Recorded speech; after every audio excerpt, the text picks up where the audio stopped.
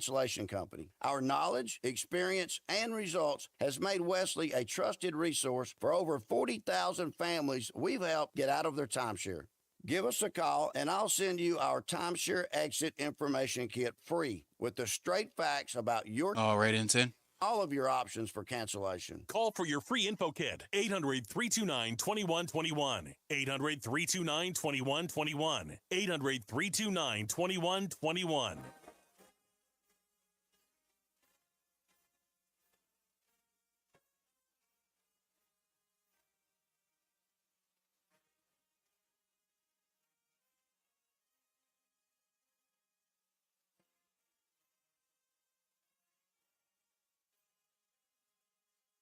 This is Reese on the Radio, filling in for Todd Feinberg on WTIC News Talk 1080. Someday, somewhere, someone may find out the damn truth. We better, or we might just as well build ourselves another government, like the Declaration of Independence says to, when the old one ain't working, just a little farther out west. An American naturalist wrote, "A patriot must always be ready to defend his country against its government." You know, going back to when we were children, I think that most of us in this courtroom thought that justice came into being automatically, that virtue was its own reward, that good would triumph over evil. But as we get older, we know this just isn't true. Individual human beings have to create justice, and this is not easy, because the truth often poses a threat to power, and one often has to fight power at great risk to themselves.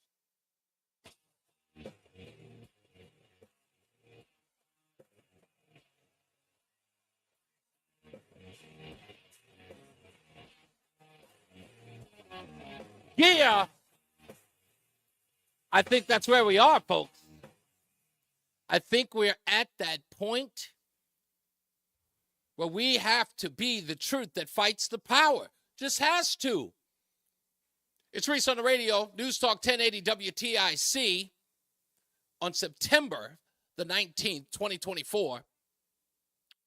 I want to do something just a little bit different from the format today. Usually I have a monologue, just what I'm thinking, whatever's on my mind.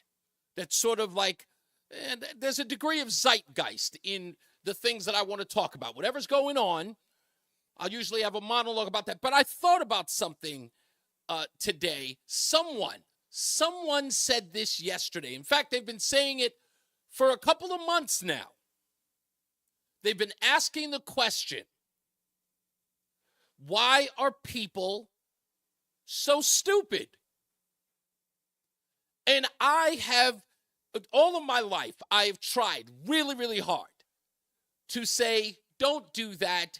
I don't think people are. Some people are misguided. Some people believe. No. But as of late, and I can say honestly, within the last 5 years, I have been saying I'm done with being nice to the stupid. We have to recognize that there are stupid people amongst us.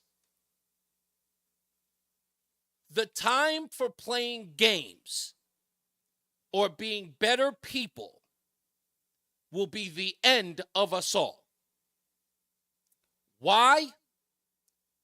Because stupid people are not evil. They are far more dangerous. And I'll never forget the quote. And that's why I'm doing something different today. Indulge me. There's an article called Big Think. Well, the publication is called Big Think. And they wrote an article in their thinking section on January 26, 2023. Headline, Bonhoeffer's theory of stupidity. We have more to fear from stupid people than evil ones. There could be no more. There can be no better time than to read this article than today. And where we are, not just the election, just where we are as a society. When we know something is evil, something or someone is evil, we can take steps to fight it. With stupidity, it is much more difficult. Dietrich Bonhoeffer argues that stupidity is worse than evil because stupidity can be manipulated and used by evil. He also argues that stupidity tends to go hand in hand with acquiring power. That is, being in power means we surrender our individual critical faculties. The article starts with this. There's an internet adage that goes, debating an idiot is like trying to play chess with a pigeon. It knocks over the pieces, craps on the board, and flies back to its flock to claim victory. It's funny and astute. It's also deeply depressingly worrying. Although we'd never say so, we all have people in our lives we think of as a bit dim. Not necessarily about everything, but certainly about some things. Most of the time, we laugh this off. After all, stupidity can be pretty funny. When my friend asked a group of us recently what Hitler's last name was, we laughed. When my brother learned only last month that reindeer are real animals, well, that's funny.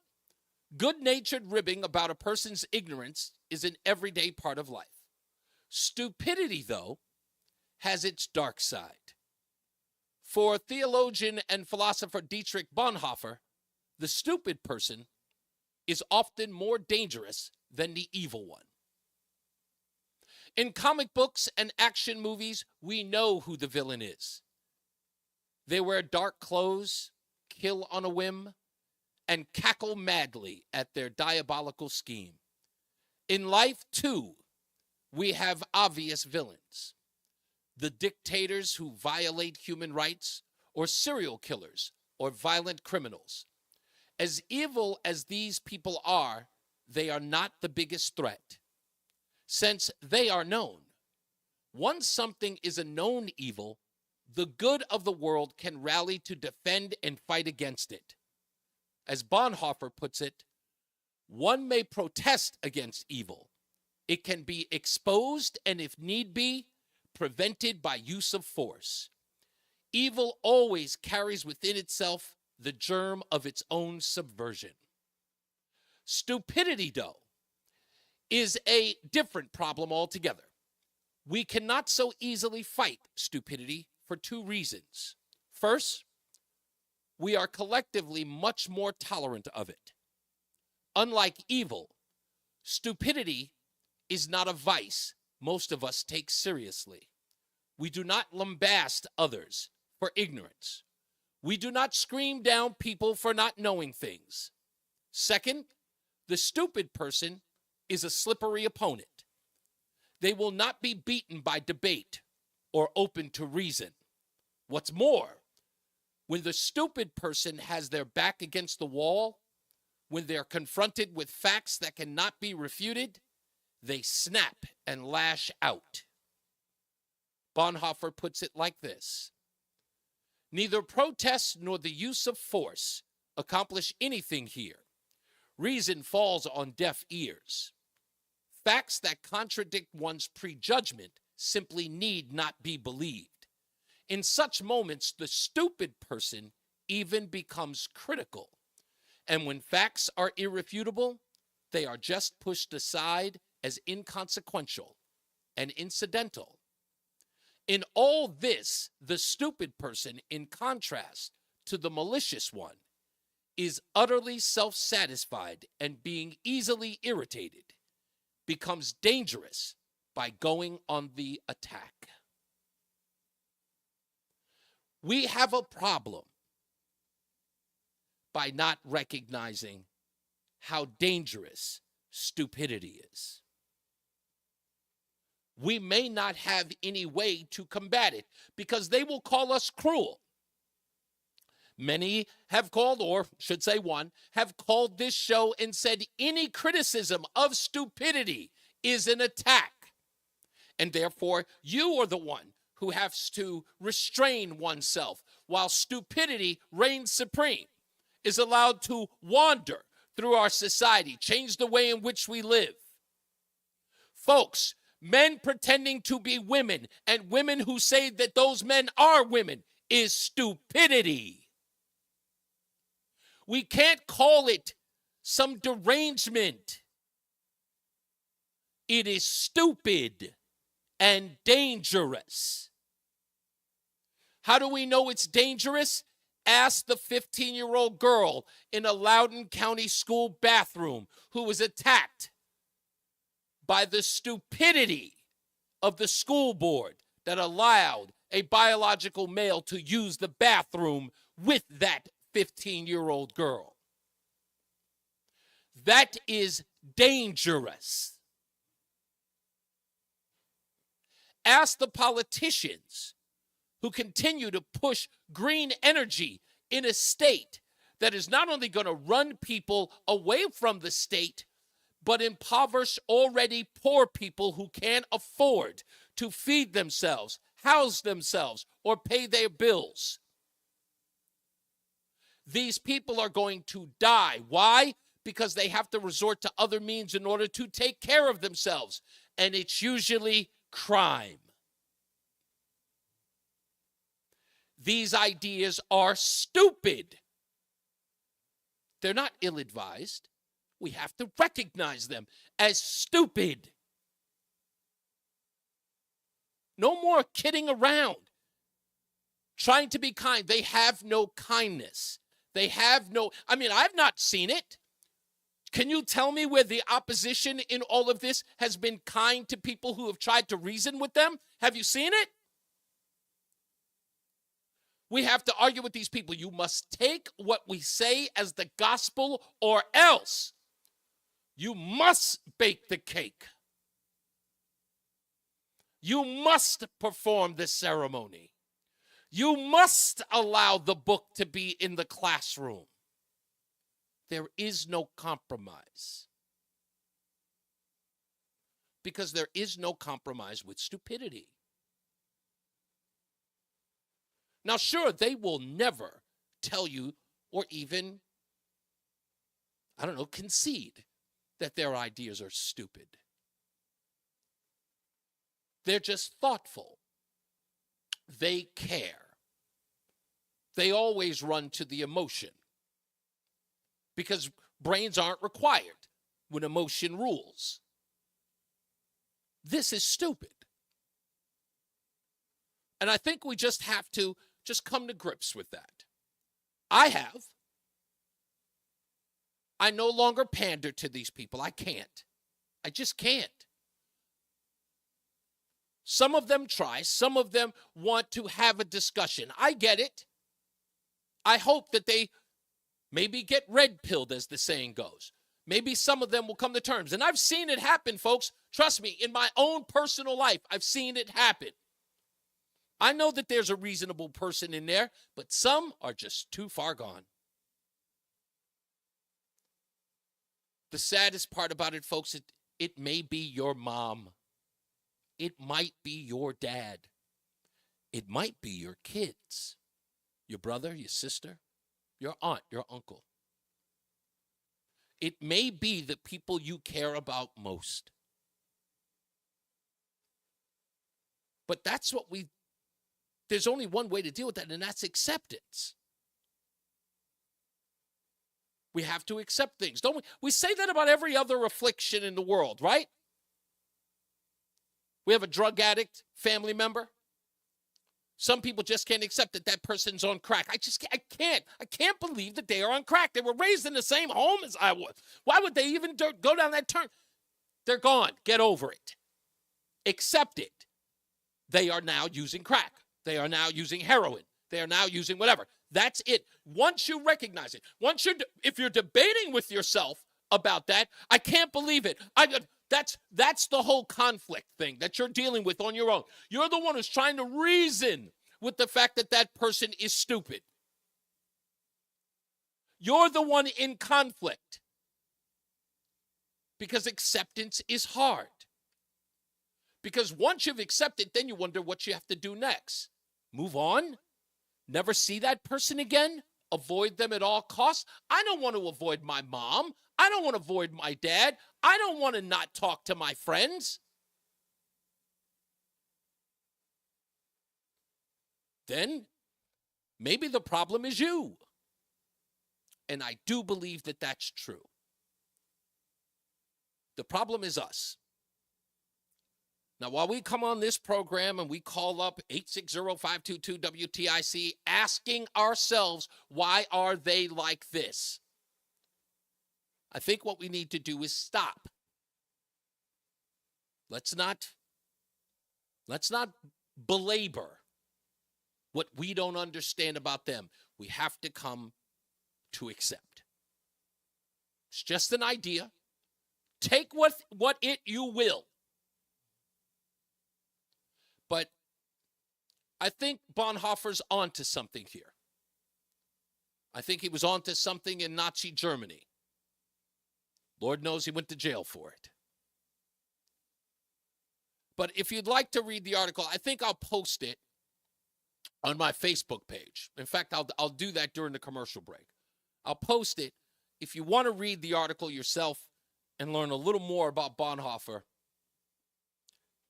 you can go there. Just go to reasoonradio.com and go to the Facebook page, and I'll post it there. So you can read that. You can read a whole bunch of other quotes by Dietrich Bonhoeffer. But I remember someone gave this to me many moons ago, and I thought it was just so enlightening. And I had to deal with it. I immediately looked to myself, what's my biggest problem with the article? And that was having to establish an understanding that people are stupid and reconcile with it. Because you figure if you call somebody stupid, how bad are you? You're name calling, right? You're the one casting aspersions.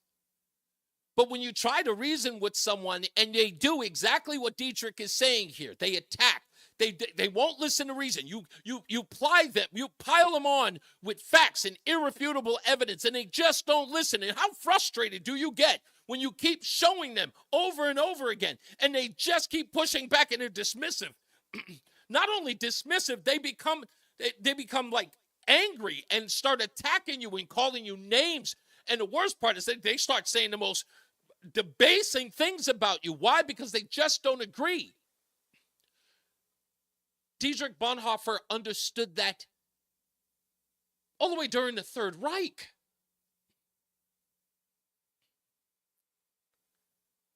It's a condition. It's human. And unfortunately, it's just something we have to accept. I'll take Bobby. Let's take Bobby's phone call, 860-522-WTIC. Bobby's in Glastonbury. How are you, sir? Bobby, you there? Bobby, I hope you're not in a bad area. Maybe he hasn't. He just literally just called, so. Bobby may have he may have slipped away. Maybe somebody else called him at the same time. That happens to me. When I call radio stations, by the way, I still do. I love talk radio. I say, I'm giving you some inside baseball. I call radio stations all across the country, especially if they're my favorite host. I call in. Sometimes I don't get through. Sometimes I do. For me, I know what it's like to be excited about calling into a radio show. So, because I do it too. And when I get through or when I can't get through, I'll put myself on mute or I'll get another phone call. As soon as I'm getting on it, I get so mad when that happens. So and it's an important call, and I'm waiting to call into the show, and I may be on hold for a while. It happens all the time. Well, Bobby, don't worry about it. You can always call back. But I want to hear from you in the next half hour. Tell me what you think about Dietrich Bonhoeffer's theory on stupidity. Tell me what you think of mine. We got all of that. We got so much other stuff to get into. I got to tease a guest possibly tomorrow. The P. Diddy story has garnered the interest of a lot of people talking about sex trafficking. You may know that there was a movie not too long ago with Jim Caviezel. I want to say Cry Freedom, but it's called something else. And I always forget the name of the movie, so forgive me. But there's a lot of that conversation about sex trafficking And now that P. Diddy, probably one of the most famous entertainers in the world, is involved with that, even though it really wasn't covered with the Jeffrey Epstein case, but it's being covered a lot now with P. Diddy. I might have a guest on tomorrow about that, or at least we're exchanging emails right now to see if that can happen tomorrow at 4 o'clock. So I'll tell you a little bit about that later on in the show. Also today, don't forget, we got the stupidest thing that I've read today. That's coming up. This one's a doozy, and it's timely because it involves the Secret Service. Wait until you hear that one. And we got the 5 o'clock focus that involves UConn. So please stay tuned for that. There's that story's actually kind of got me a little ticked off. And I think something should be done about it. UConn, get your act together. Seriously. But we'll talk about that in the 5 o'clock focus. So all of that and your phone calls on Reese on the Radio. So can we go now? I guess we can now because Mark Christopher is off. So we will go to the beep. No. Commercial. We're going to commercial. That's right. Damn. I'm so early. I forgot. They said another half an hour before we do that. All right. We'll take a break. More news, more views, and, of course, your phone calls. Maybe Bobby will get off the other line. And we'll talk to him when we return. It's Reese on the Radio on NewsTalk 1080 WTIC. Buying a home is one of the biggest financial... You was me on Monday. That's Before you tour a home, the real estate professional you're working with may ask you to sign a buyer's agreement, which describes the services you'll receive, each party's role and responsibilities, and how your agent will be compensated, all of which you'll want to discuss with them up front. So work with an agent who's a realtor. Realtors are members of the National Association of Realtors, with a duty to honestly represent you and put your interests above their own, because that's who we are. Paul's new drone startup. John, his story is so, it is absolutely intriguing to me. The first time I ever read anything about him, you're right, he was so heroic. And so many of his quotes, I literally, I almost felt like he was right in a room with me with the stuff that I was going through or trying to understand. That's why I love his writing, and I wanted to do something on him today. Brilliant stuff. I'm glad that you're obviously up on him. And yeah, I think it is Sounds of Freedom. Thank you, Michael B. Amy, I'm working from home so I can finally listen. I got it. Hey, you. I knew I'd find you back in the same aisle. Yes, Michael B. Yes. Jay would qualify. You're 100% right. Look, if your constipation with belly pain keeps coming back, you may Be right back. syndrome with constipation or IBS-C. Ask your doctor how Linzess can help you get ahead of it. Linzess linaclotide is a prescription medicine that treats. Oh, okay, John. I'll put that in my Amazon list right now. Thank you, sir. And is that, by the way, is that book related to Dietrich? Is that a book based on him? Bloating. These symptoms were studied in combination, not individually. Do not give Linzess to children less than 2. It may harm them. Do not take Linzess if you have a bowel blockage. Get immediate help if you develop unusual or severe stomach pain, especially with bloody or black stools. The most common side effect is diarrhea, sometimes severe. If it's severe, stop taking Linzess and call your doctor right away. Other side effects include gas, stomach area pain, and swelling. Learn more at linzess.com or call 1-800-LINZESS. And now, a WTIC news update. 82 degrees, 3:30. I'm Dave Mager, WTIC 1080 News. Lows in the mid-60s tonight, high in the mid-70s tomorrow. Police in Ansonia say... Got it. Ordering it now. Thank you, sir. Online threat. That threat caused Ansonia Public Schools to close today. They will reopen tomorrow. The girl has been referred to juvenile court. The charges, first-degree threatening and second-degree breach of peace. Police are asking parents to speak to their kids about how to communicate in an appropriate manner. Police are investigating multiple threats in Bridgeport, where schools were on a 2-hour delay this morning. They will be closed tomorrow. A juvenile was arrested in the case late yesterday. The Connecticut Education Association is unhappy with what they're calling a breakdown in communication.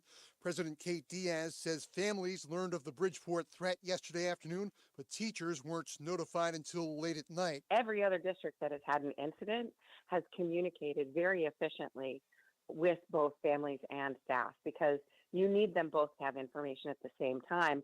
Otherwise, you don't actually have sort of the boots on the ground who are informed, can offer support, can offer reassurances. Bridgeport Public Schools say everyone's safety is their top priority. They're trying to carry on in Springfield, Ohio, the target of false claims about immigrants. There are morning bomb sweeps at Springfield schools because of threats. Absenteeism is high at school. Local political debate has been canceled. Residents say they're hoping the attention will blow over soon.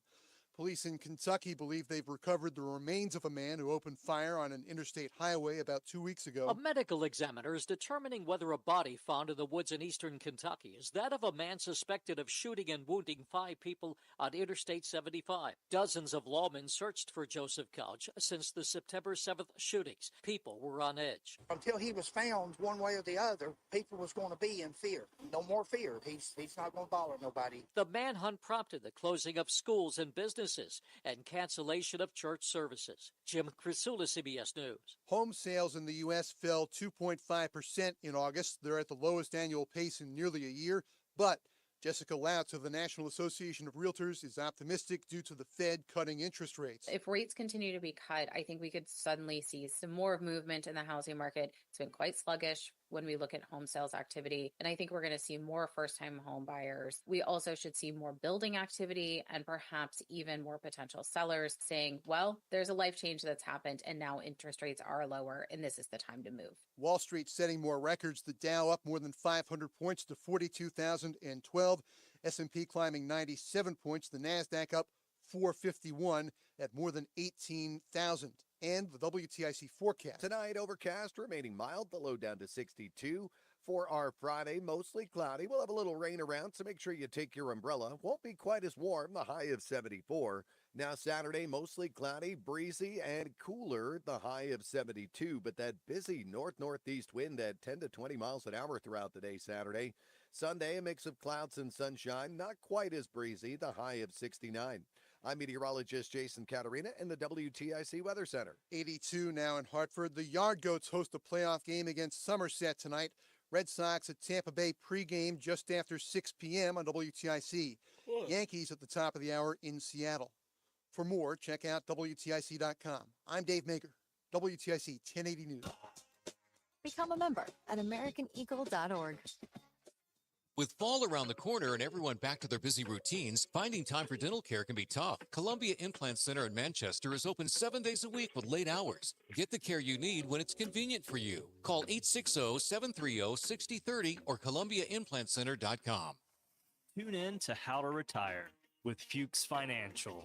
The main thing for the majority of the listeners out there who are approaching retirement is I don't want to be surprised. Helping you build, preserve, and manage your wealth. So you've got Roth IRAs, you have individual accounts, and finding the right taxable strategy, that's going to be huge for you. Tune in to How to Retire with Ben Fuchs, Sundays at 8 a.m. and 10 a.m. right here on WTIC NewsTalk 1080. A happy place comes in many colors. One that leaves you feeling refreshed. Something that gets you all fired up. Or gives you the space to chill. Whatever your color, bring happiness home with CertaPro Painters and make your happy place your home. CertaPro Painters. That's painting happy. Get started today at CertaPro.com. Each CertaPro Painters business is independently owned and operated. Contractor license and registration information is available at CertaPro.com. Isn't it time you thought about an estate plan for your family? Estate planning attorneys help prioritize and carry out personalized asset protection strategies. The law firm of Brown, Payne, Dearest & Scott has served the legal needs of individuals and their small businesses since 1977. Our experienced estate planning team is ready to help. With Brown, Payne, Dearest & Scott, you get more than a lawyer, you get a law firm. Visit us at bpslawyers.com. Nancy Tanucci approved this ad. We're going abroad for the first time in years.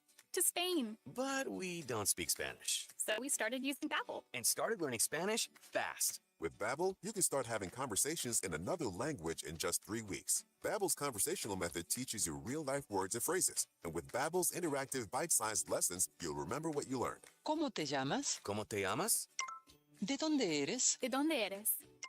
When you learn a language, you want to actually use it.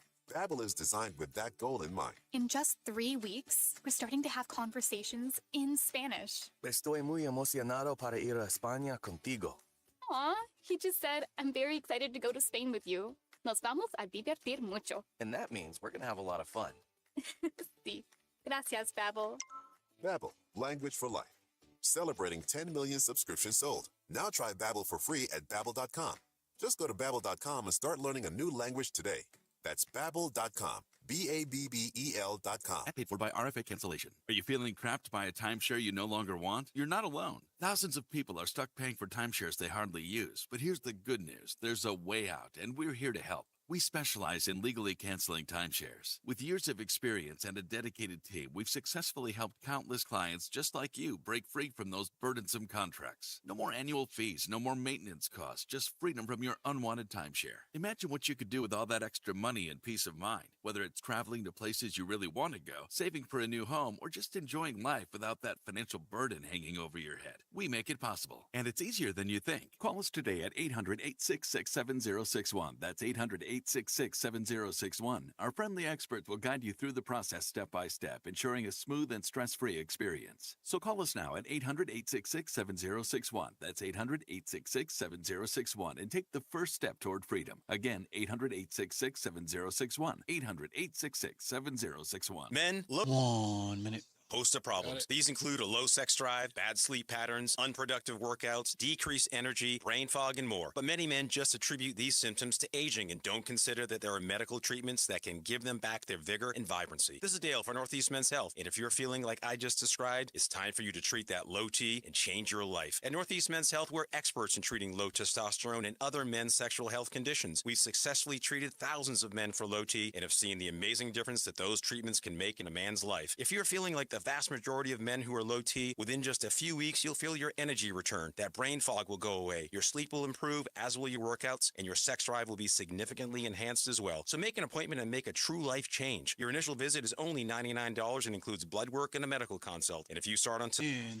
your appointment, your visit is free. Call 800-930-5956. That's 800-930-5956. Or go to northeastmenshealth.com. We have 5 offices across the Northeast. Did we get Bobby back?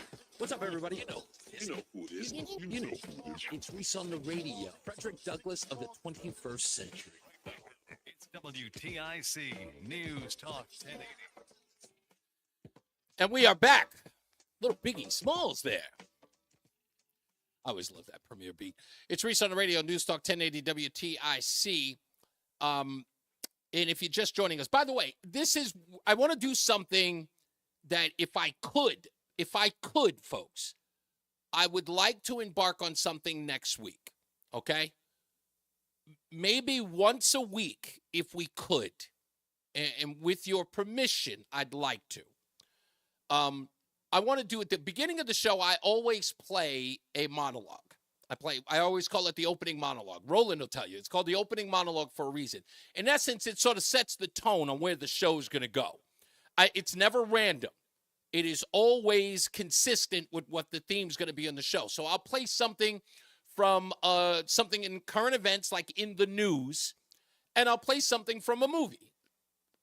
This particular day, I played Kevin Costner in the courtroom from the Oliver Stone film JFK. If you caught it in the beginning, you recognized it, okay? So I want to do that next week, but with a catch. I'll pick the day, but you have to catch the show at the beginning. When we come on the air at like 3:08, I think it is, when we come on the air, I'm going to play an opening monologue from a film, maybe even a TV show.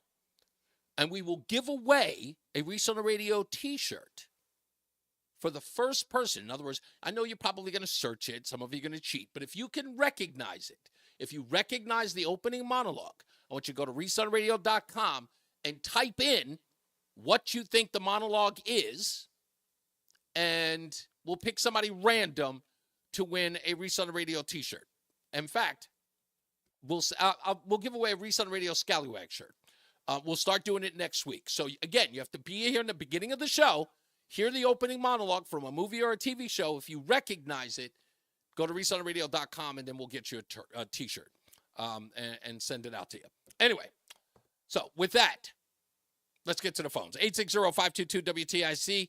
Do we still have Bobby, or we couldn't get Bobby? Is he gone? Bobby's gone. Bobby's gone. So we'll go to Joe in Simsbury. Hey, Joe, how are you? I'm doing well. How are you today? I'm great, sir. I thought this one would sort of pull you out of the brush while you're sitting there, on the low cut trying to find somebody to snipe. So I figured this one would bring you out to have a conversation. It is amazing because I am absolutely a student of Bonhoeffer's theory of stupidity. Wow, okay. And where I became a student of it and I wanted to recommend it to people is YouTube has a handful of 5 to 10 minute videos talking about this. And that's where I was first exposed to it. And it fit in perfectly. And it really heavily drives me in my thinking. And people who know me and who've heard me on not only your show, but other shows, I will walk this line, and sometimes I will walk over the line, and some people will will get upset with me for walking over this line. Sure. But the reason I walk over the line that I do, and I'll say it for people who are wondering what line is he talking about, having to do with violence, is that I am very, very much a student of his theory of stupidity. I'm very much a student of what occurred in Nazi Germany and other countries. And I just have this very strong feeling that, yes, I agree with him on people being stupid and how dangerous these people are. That's right. Far more dangerous than the average evil person. But I also believe in my heart of hearts that you have a certain time point where someone has been exposed to accurate information, yet they continue to refuse to hear it, and they continue to go down the path of stupidity. And that's where, for me, it becomes a question of, all right, what is your morality, and how evil are you really in your heart? Because, again, we saw this in Nazi Germany. And I'm going to give an example of something that happened in the last 24 hours here in our country. And it's not going to be the P. Diddy thing. I talked about that earlier. But there is, and this, people can ask the question, is this stupidity, or is this a problem with people's morality and they're capable of great evil?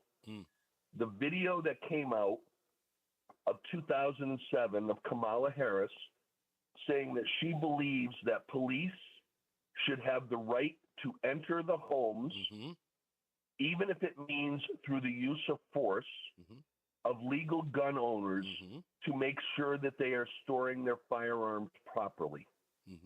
Now, at what point do you look at those people who are supporting her and give them any benefit of the doubt as a fellow human being, or are they the same type of people, the same 15% of Germans that were Nazis? Because I think they're the same 15% of Germans that were Nazis that led to the destruction not only of good Germans, but all the Jewish people, etc. Yep. Where you have to look at it and say, you want to live in a country where the President of the United States has said through her own words that police should be able to come into your home, and if you deny them the right to come into your home, they can use force, all for the purpose of making sure that your gun is locked up. If you're going to vote for this woman, after you hear this information, because the mainstream media, which lacks morality and borderline is on evil, complicit, if you're going to be one of the people that are going to hear it and you're still going to vote for her, you're beyond stupid. You are not someone that I need to worry about in terms of my values of whether or not, if it comes down to it, I'm going to fight you or not.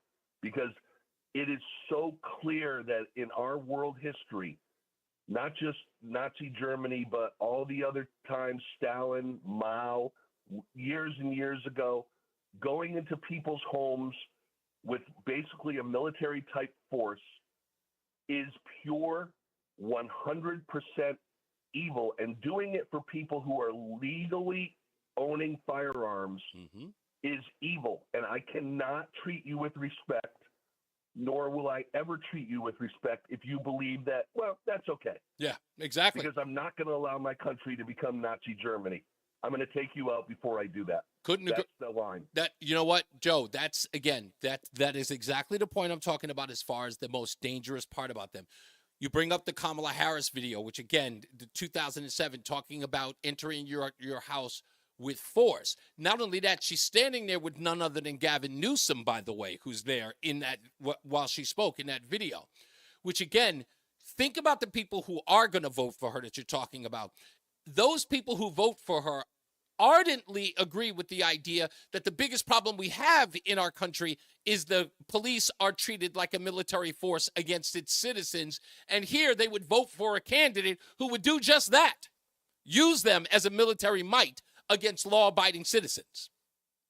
The key is the law-abiding citizens. I'm against the whole concept of what she's saying, but I could potentially understand if her argument was, well, we have people that are criminals and they're not giving up their guns. We may send in the police. Right. I could absolutely see people being on both sides of that argument.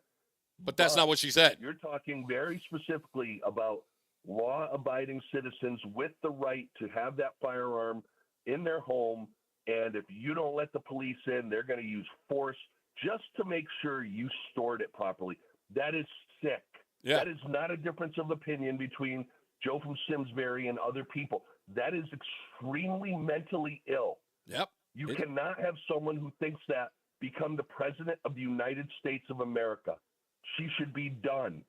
Exactly. It should be disqualifying. Thank you, Joe. Very, very. Absolutely. Yeah, it should be disqualifying. Thank you so much. I appreciate you. Let me get Tom in Bristol real quick. How are you, sir? Hi, Reese. Thank you for taking my call. And just a quick note that the movie you were referring to was Sound of Freedom. Yes, thank you so much for that. Caviezel, about the child sex trafficking. Great movie, true story. Mm-hmm. But there's also in November coming out a movie about Dietrich Bonhoeffer. Oh, really? What Bonhoeffer? Yeah, really good. Based on Eric Metaxas's book. Okay. Well, he wrote a 600-page biography on Bonhoeffer. It's called A Letter to the American Church. Someone's talking. John is talking to me about it in the. Yeah, John just mentioned it to me in the chat room. Yeah. That came after his biography of Bonhoeffer. Mm-hmm. But what Bonhoeffer eventually came to the conclusion, and he was a pastor too, mm-hmm. that we're not dealing with a natural force here.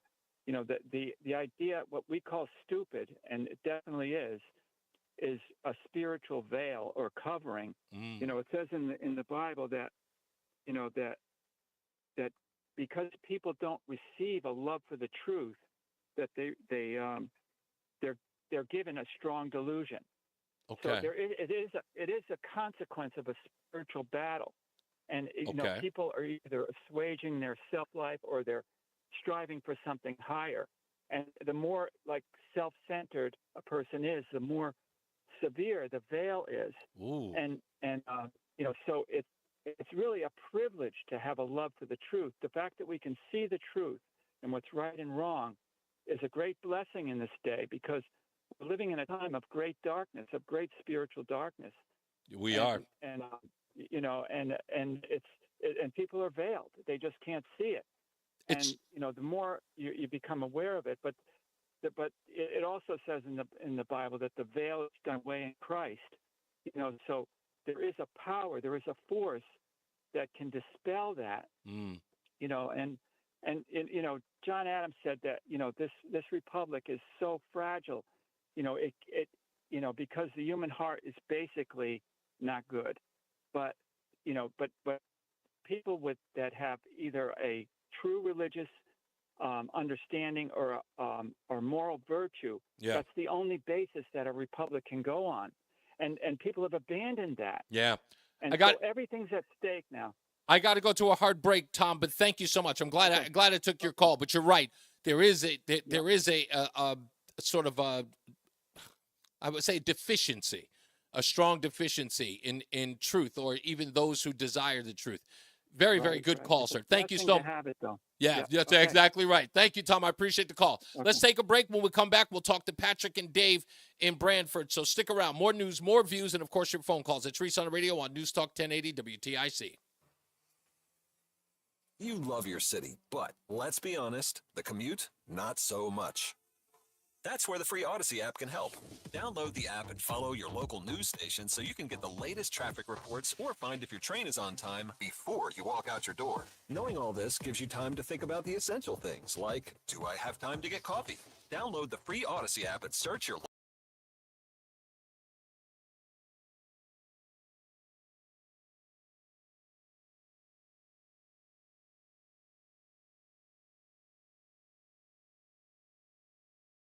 The same ways to manage your constipation? Look, if your constipation with belly pain keeps coming back, you may have irritable bowel syndrome with constipation, or IBS-C. Ask your doctor how Linzess can help you get ahead of it. Linzess linaclotide is a prescription medicine that treats IBS-C in adults. It's not a laxative. It's a once-daily pill that helps you get ahead of your symptoms. It's proven to help you have more frequent and complete bowel movements and helps relieve overall abdominal symptoms, belly pain, discomfort, and bloating. These symptoms were studied in combination, not individually. Do not give Linzess to children less than 2. It may harm them. Do not take Linzess if you have a bowel blockage. Get immediate help if you develop unusual or severe stomach pain, especially with bloody or black stools. The most common side effect is diarrhea, sometimes severe. If it's severe, stop taking Linzess and call your doctor right away. Other side effects include gas, stomach area pain, and swelling. Learn more at linzess.com or call 1-800-LINZESS. The September clearance sales event is going on right now at Bertera Subaru Outlet in Hartford. Save like never before on hundreds of new Subarus and get up to 0% financing for up to 72 months on select Subarus. Get a new Subaru Impreza for just $22,495 or lease one for just $199 a month. Save hundreds, even thousands over other area Subaru dealers and see why people from all over Connecticut buy their new Subaru from Bertera Subaru Outlet. And now, save even more with the September clearance sale, like a new 2024 Forester for only $239 a month, or Oh, my bad. You got 20 seconds. $59 a month. Over Okay, 350 new Subarus on sale. And remember, Bertera will pay top dollar for your pre-owned vehicle. It just makes sense to buy or lease your new Subaru from Bertera Subaru Outlet in Hartford. Exit 33 off I-91 at the corner of West I gotta and hold on, Jennings, Patrick. And online at BerteraAuto.com. Call 888-799-1150 for details. You're listening to Reese on the Radio, filling in today for Todd Feinberg on WTIC News Talk 1080. Stay locked in. Reese on the Radio is on WTIC News Talk 1080. Little ODB right there. Reese on the Radio, News Talk 1080 WTIC. Let's go to Dave in Brantford real quick because I've only got a little bit of time. Dave, you're on with Reese on the Radio. How are you doing, sir? Yeah, I want to amplify Joe's point. Yes. I have firsthand knowledge of a couple of cops showed up at a house in the neighborhood to do a wellness check, and they wanted to check on the guns.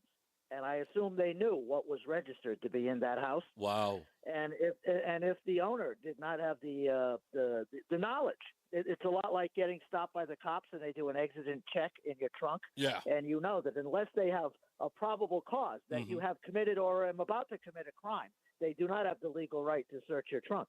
And so the person said, no, you can't come in my house and look to make sure my guns are safely stored. But you have to have that knowledge in advance. Yeah. That they don't have the right to enter. But for the less cognizant of the law, the cops could have come in and, they'll always find something that's improper about Dave, I asked that question. No, I wanted to say, Dave, I've asked that question. And I was under the impression, again, this was my naivete, but what you just said is so true. So many people are ignorant of the law that a police officer will tell them, I need to come in your house and check. And because they don't understand their constitutional rights, they will let the police officer in because they believe that he has that authority to do so. And I asked the police officer that I knew, a good friend of mine. In fact, he's married to my cousin. And I said, a detective even. And I said, do you guys take advantage of people that you know don't know the law? And he looked at me right in the face and said, all the time. And I went, so you guys violate people's constitutional right? And he goes, well, if they don't know that it's a constitutional right, they'll give us permission. And I'm like, what? This guy had an FFL. He was quite knowledgeable about this. Yeah. But you never know when the police said the key to your gun safe is in plain sight, 5 feet from the lock. Therefore, it's not safely stored, and they could make something of it and take these people's guns. So we're already halfway there, that the unknowledgeable have already lost the right. Yeah. Intrusions from happening. But I think that Dave, what you're also saying, I think this is the scary stuff, talking about, they've already given up their rights. Many of them willingly do, if you really think about it. I mean, what Joe was talking about was, it's not so much that there are people out there who don't understand their rights. There are people out there who understand them, who do not believe that they should have them.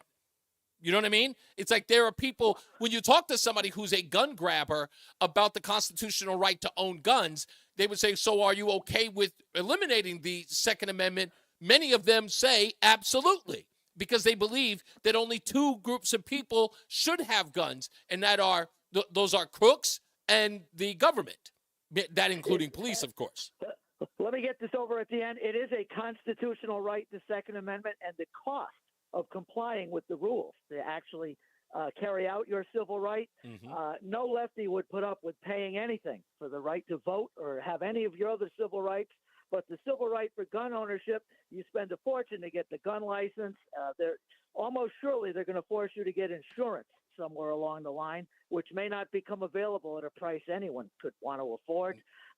There's a lot of bumps on the road in the future. Yeah. Thanks for letting me get in. My pleasure. My pleasure, Dave. Always a great call, sir. I'm glad that this sparked an interest in all of you. Again, it came to me sort of in a divine way. I thought about it. And I went, I think I'm going to do something different today. I had to read that article, so I appreciate you. Let's get to our first check of the afternoon traffic with Ian Stark in the BPS Traffic Center.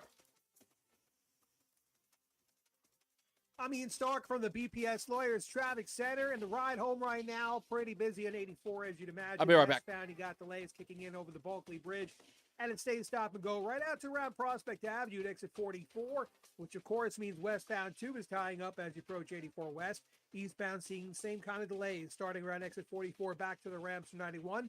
91 southbound slowing down from 291 to 84, but there's really heavy traffic on 91 south. In East Windsor from exit 46 by King Street all the way down to the Dexter Coffin Bridge. And 84 also seeing traffic both ways in Waterbury approaching Route 8. Parkway, not too bad overall, but watch out down in Middletown as delays start to pick up both ways on 9 into Main Street by the Aragoni Bridge. Traffic and weather together on the 8s. WTIC News Talk 1080. WTIC weather. Tonight under overcast skies, it'll be mild, the low only dropping back to 62. Now Friday, make sure you take your umbrella with you. It'll be mostly cloudy. Won't be as warm either, and we'll have a little rain around, the high of 74. The wind's picking up a little bit out of the north-northeast. For Friday night, cloudy with a shower in spots, the low down to 57. Mostly cloudy and dry on Saturday. Quite breezy, though. That high of 72 will feel a bit cool at times with that north-northeast wind of 10 to 20 miles an hour sustained. Mostly cloudy Saturday night. Mild still, the low down to 55. Now Sunday, we'll have a mix of clouds and sunshine. It'll be a touch cooler than Saturday with the high of 69, though less windy. Monday, increasing clouds, the high of 67. Tuesday, the low clouds linger, the high only 66. Low clouds again Wednesday, but warmer, the high of 70. I'm meteorologist Jason Caterina in the WTIC Weather Center. Hi, this is Carson Daly, inviting you to be part of Odyssey's mental health initiative, I'm Listening. As a dedicated mental health advocate, it is my great honor to again be hosting this awesome 2-hour special, along with Dr. Alfie and Katie Neal, as we engage in this very meaningful conversation. Connect with us right here for I'm Listening. September 26th at 7 p.m. right here on WTIC News Talk 1080. WTIC is 99 and throwing a year-long celebration to 100 years on the air. This is WTIC and WTIC FM HD2 Hartford. Always live on the free Odyssey app. 81 degrees, 4 o'clock. I'm Dave Mager, WTIC 1080 News. Low in the mid-60s tonight, high in the mid-70s tomorrow. The leader of Hezbollah vows to retaliate for this week's deadly explosions in the militant groups' pagers and walkie-talkies. At least 37 people were killed.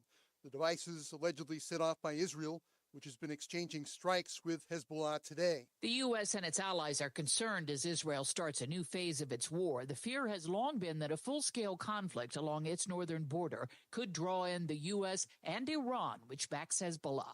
Former acting CIA Director Michael Morrell. I don't know of any national security problem that has ever been solved with only military means. But there's no sign of a diplomatic initiative, and the ceasefire talks between Israel and Hamas appear stalled. CBS's Cammie McCormick. Ansonia Public Schools were closed today due to an online threat. Ansonia police now say a 13-year-old girl admits to making that threat. She's been referred to juvenile court. Charges first-degree threatening and second-degree breach of peace.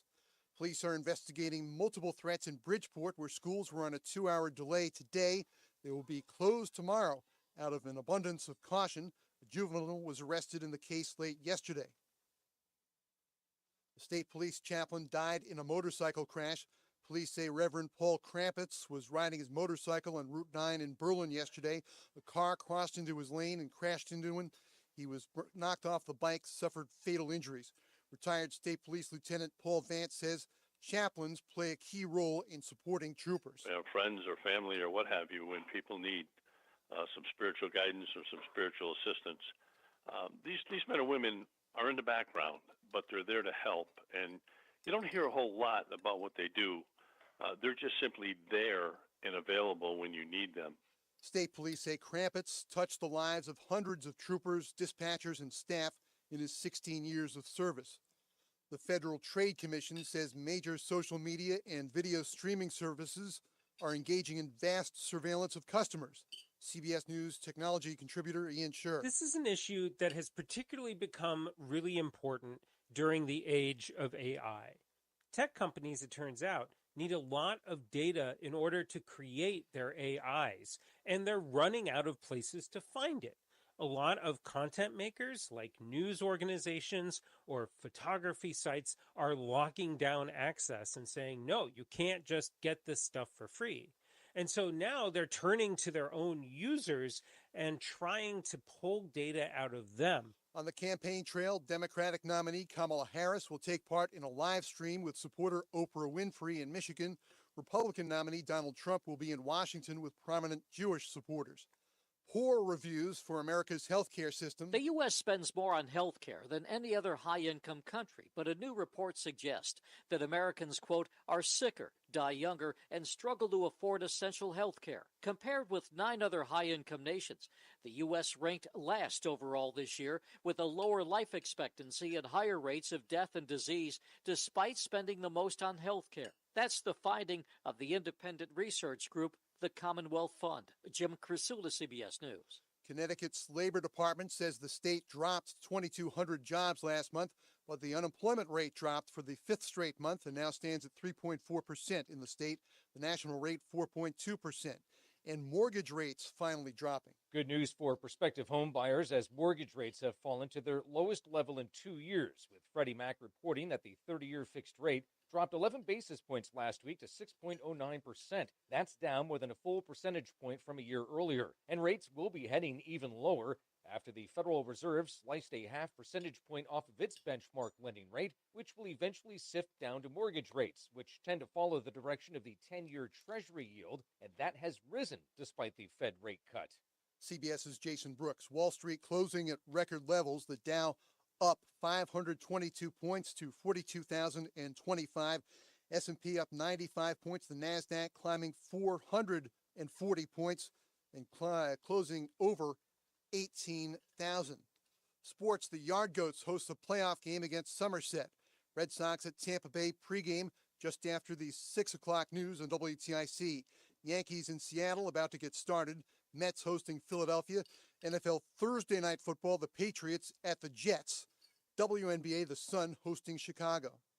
For more, check out WTIC.com. I'm Dave Mager, WTIC 1080 News. Glenn Zinn, the correspondent Green, truly appreciates the service he receives from Tab Computer Systems. I think responsiveness to any problem that we have, whether that be a broken printer or setting up new computers or a quote for a new computer. I've never really had a problem getting information or getting somebody to help me out. Tab takes responsiveness very seriously. I think that's one of the really good things at Tab. The people from the person you call, or I use the customer portal to send a service message, I get responses right away. So there is good coordination with the staff, and everybody's just so professional and nice. Fast response from professional and nice people. Trust Tab's nearly 4 decades of experience. Call 1-888-TAB-4-HELP. 1-888-TAB the numeral 4 HELP or visit tabinc.com. I would definitely recommend Tab to any other. All right, coming in right after the professionalism Okay. has been wonderful throughout the years. Technologies advancing business. Tab Computer Systems. You're listening to Reese on the Radio, filling in today for Todd Feinberg on WTIC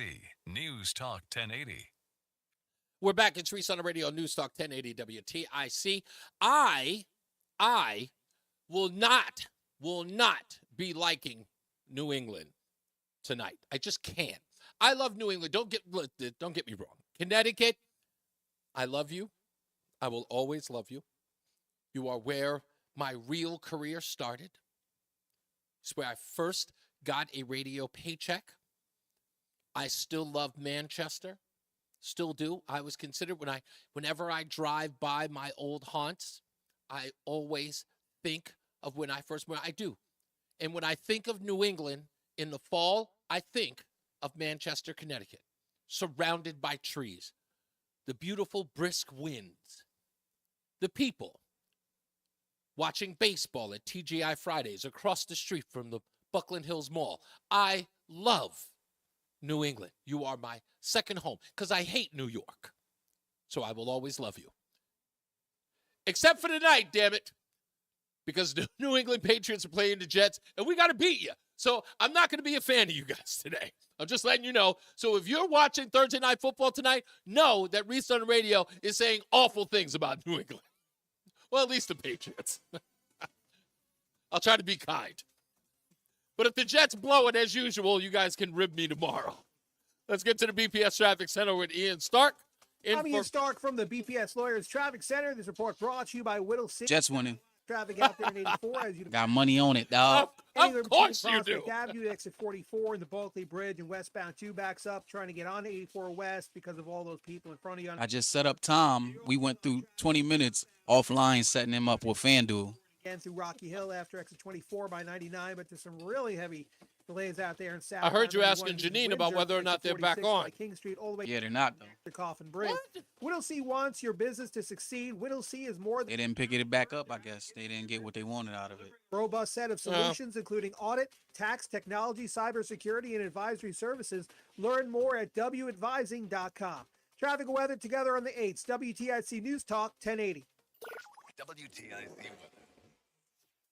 As we head through the evening and overnight, it'll be overcast, a mild night, the low down to 62, mostly cloudy. It'll be cooler on our Friday with a little rain, so make sure you take your umbrella, the high 74. Saturday, mostly cloudy, breezy, but dry. The weekend looking okay for us, 72, the high on Saturday. Sunday, a mix of sun and clouds, a little cooler, the high 69. And cooler still kicking off the new week Monday, increasing clouds, the high 67. Low clouds on Tuesday, the high of 66. Right now, it's 80 in Waterbury, Danbury at 83, also 83 in Hartford. I'm meteorologist Jason Caterina in the WTIC Weather Center. Don't just live with foot pain. Find the Good Feet store nearest you at goodfeet.com. I'm Todd Director from Connecticut Lighting Centers. Looking for a new ceiling fan? Connecticut Lighting Centers has you covered. Over 180 ceiling fans on display and hundreds more in stock ready to go. Connecticut Lighting Centers with showrooms in Hartford and Southington or online at ctlighting.com. Your vacation possibilities just got more exciting. Enjoy connections to over 20 cities across Europe when you fly non-stop to Dublin from Hartford with Aer Lingus. Great fares from Bradley International Airport, now available on airlingus.com. Ground level storage containers, road trailers, or mobile offices. Don't get stressed, get Eagle. Just call Eagle Leasing at 1-800-GET-EAGLE or get a quote at eagleleasing.com. I'm Brandon Eagle. You see us everywhere. We're Eagle Leasing. Facilities managers, it's time to think inside the box. Storage trailers and ground level storage containers from Eagle Leasing are the way to go. I'm Mike Eagle. Call 1-800-GET-EAGLE or visit us at eagleleasing.com. You see us everywhere. We're Eagle Leasing. Hi, this is Carson Daly, inviting you to be part of Odyssey's mental health initiative, I'm Listening. As a dedicated mental health advocate, it is my great honor to again be hosting this awesome 2-hour special, along with Dr. Alfie and Katie Neal, as we engage in this very meaningful conversation. Connect with us right here for I'm Listening. September 26th at 7 p.m. right here on WTIC News Talk 1080. Warning, the following One minute. spot you are about to hear is going to be filled with F words. When you're hiring, we at ZipRecruiter know you can feel frustrated, forlorn even, like your efforts are futile, and you can spend a fortune trying to find fabulous people, only to get flooded with candidates who are just fine. Fortunately, ZipRecruiter figured out how to fix all of that. And right now, you can try ZipRecruiter for free at ZipRecruiter.com/free. With ZipRecruiter, you can forget your frustrations because we find the right people for your roles fast, which is our absolute favorite F word. In fact, 4 out of 5 employers who post on ZipRecruiter get a quality candidate within the first day. Fantastic. So, whether you need to hire 4, 40, or 400 people, get ready to meet first-rate talent. Just go to ZipRecruiter.com/free to try ZipRecruiter for free. Don't forget that. Here we go. .com/free. Finally, that's ZipRecruiter.com/free. Reese on the radio, making sense of the news. Yeah, even when it makes no sense at all. Now on WTIC, News Talk 1080. Hey now. Reese on the radio. Oh, I totally forgot to mention the stupidest thing I read today. You got to go to ReeseOnTheRadio.com to go see the article that's there. That's ReeseOnTheRadio.com. Don't forget to friend us on all social media sites as well, because we take suggestions, with articles and stories that you're interested in. And if I'm interested in them or something that's cool, people actually email me all the time. And in fact, I'm trying to coordinate an interview with somebody based upon a email they sent to me today. Anyway, but go there. Stupidest thing I read today. The Secret Service did something that I cannot believe they did. Absolutely reprehensible. You all know that we just celebrated the 23rd, anniversary is a poor word to use, but in essence, it's what it is. But it is the 23rd anniversary of the events that took place on September 11th of 2001. And the Secret Service, which has already got enough scrutiny that it can't handle, put out a tweet to pay tribute to those who lost their lives on September 11th. I can't tease it. You have to go see it yourself. Go to ReeseOnTheRadio.com and go read exactly what happened. And I got to thank Rob McGreevy, who wrote the article in the Daily Caller News Foundation. He's already been on the stupidest thing I read today. His article has made it twice in a month. Twice so far. Go to ReeseOnTheRadio.com so you can check it out. There's a lot to that Dietrich story. It's just a lot for you to take in. In fact, so many people are in the chat room giving me either books or things on YouTube to watch about him. I'm actually going to. I didn't even know there was some stuff on YouTube. I'd read a lot of things about him, but I'd love to watch the videos that people are suggesting. So I will be doing that tonight as well. All right, back to the phones we go. 860-522-WTIC. Patrick, thanks for holding. You're on Reese on the radio. Hey, Reese, how you doing? Pretty good, sir. You asked us to call in today about stupidity from people. Yes. I'm gonna tell you a quick story, and I'll tell you why the state of Connecticut is stupid.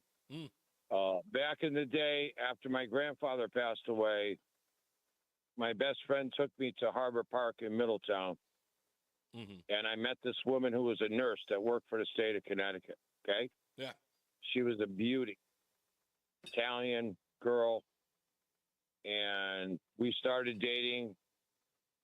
She was very comforting to me that day after losing my grandfather. Okay. And everybody knows my grandfather in Connecticut, John Cooney Sr. I'll tell you his name. Okay. Everybody knows him.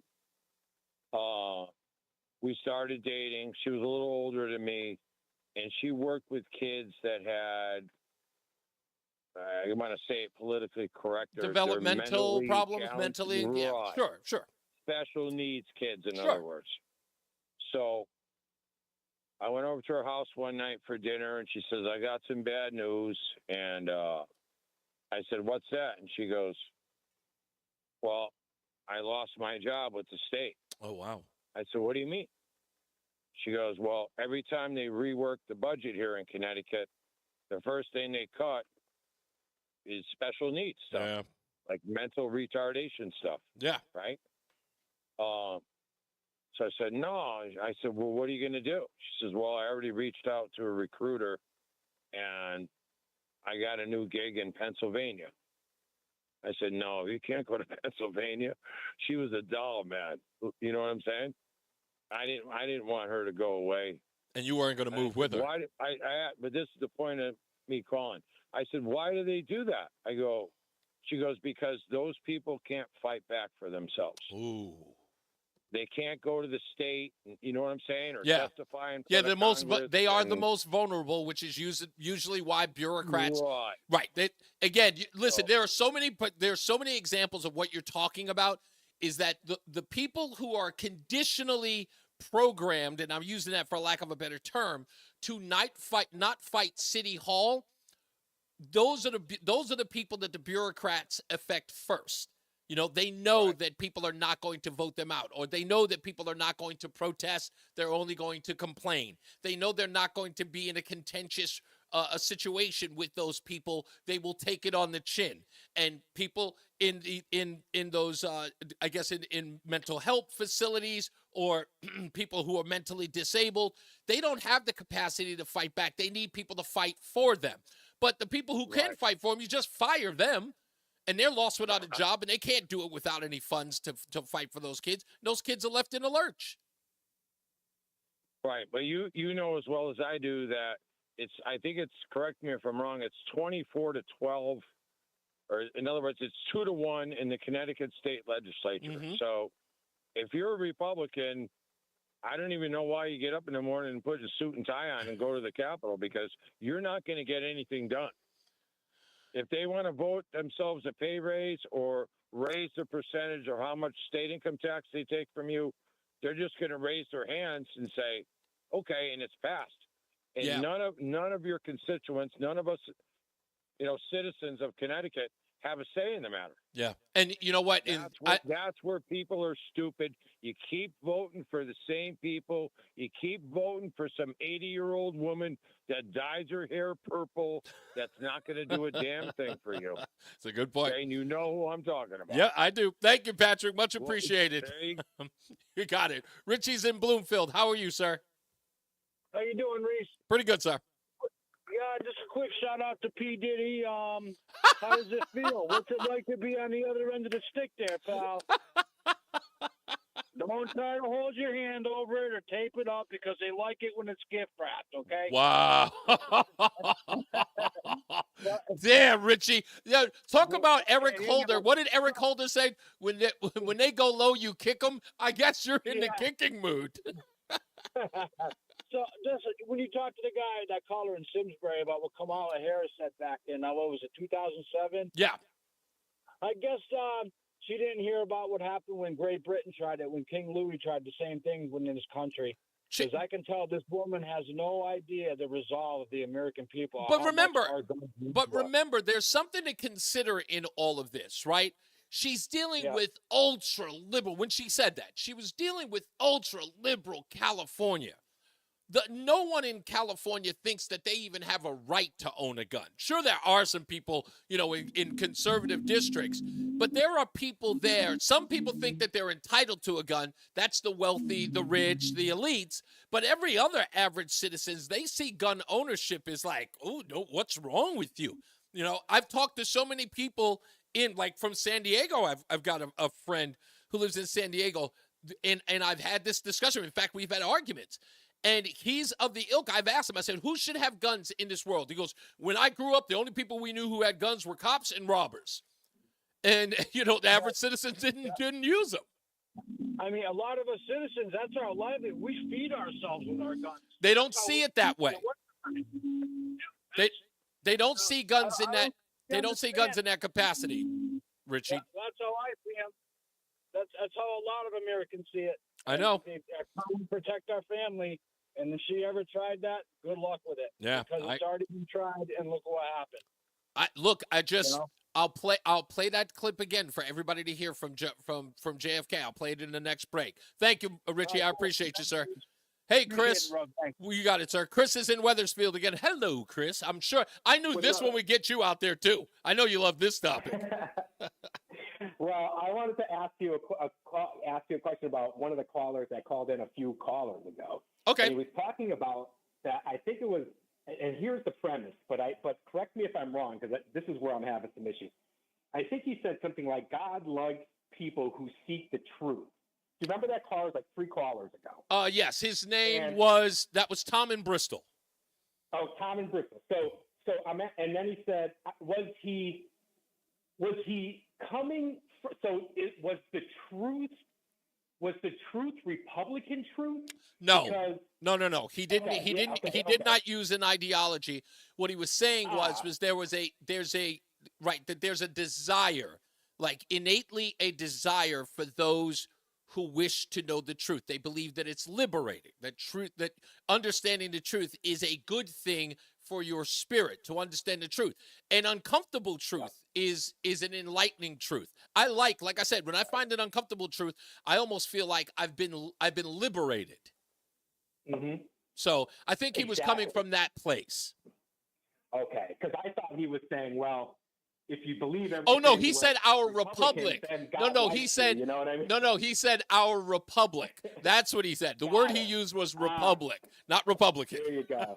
Hey, one other thing, Reese. There's a guy who calls. His name is Tim. Yeah. And he kind of gets on you. Do you know that call? Like he called yesterday. Tim in Hamden. Yeah, I love it when he calls because he's the frick and the frat. You know what I mean?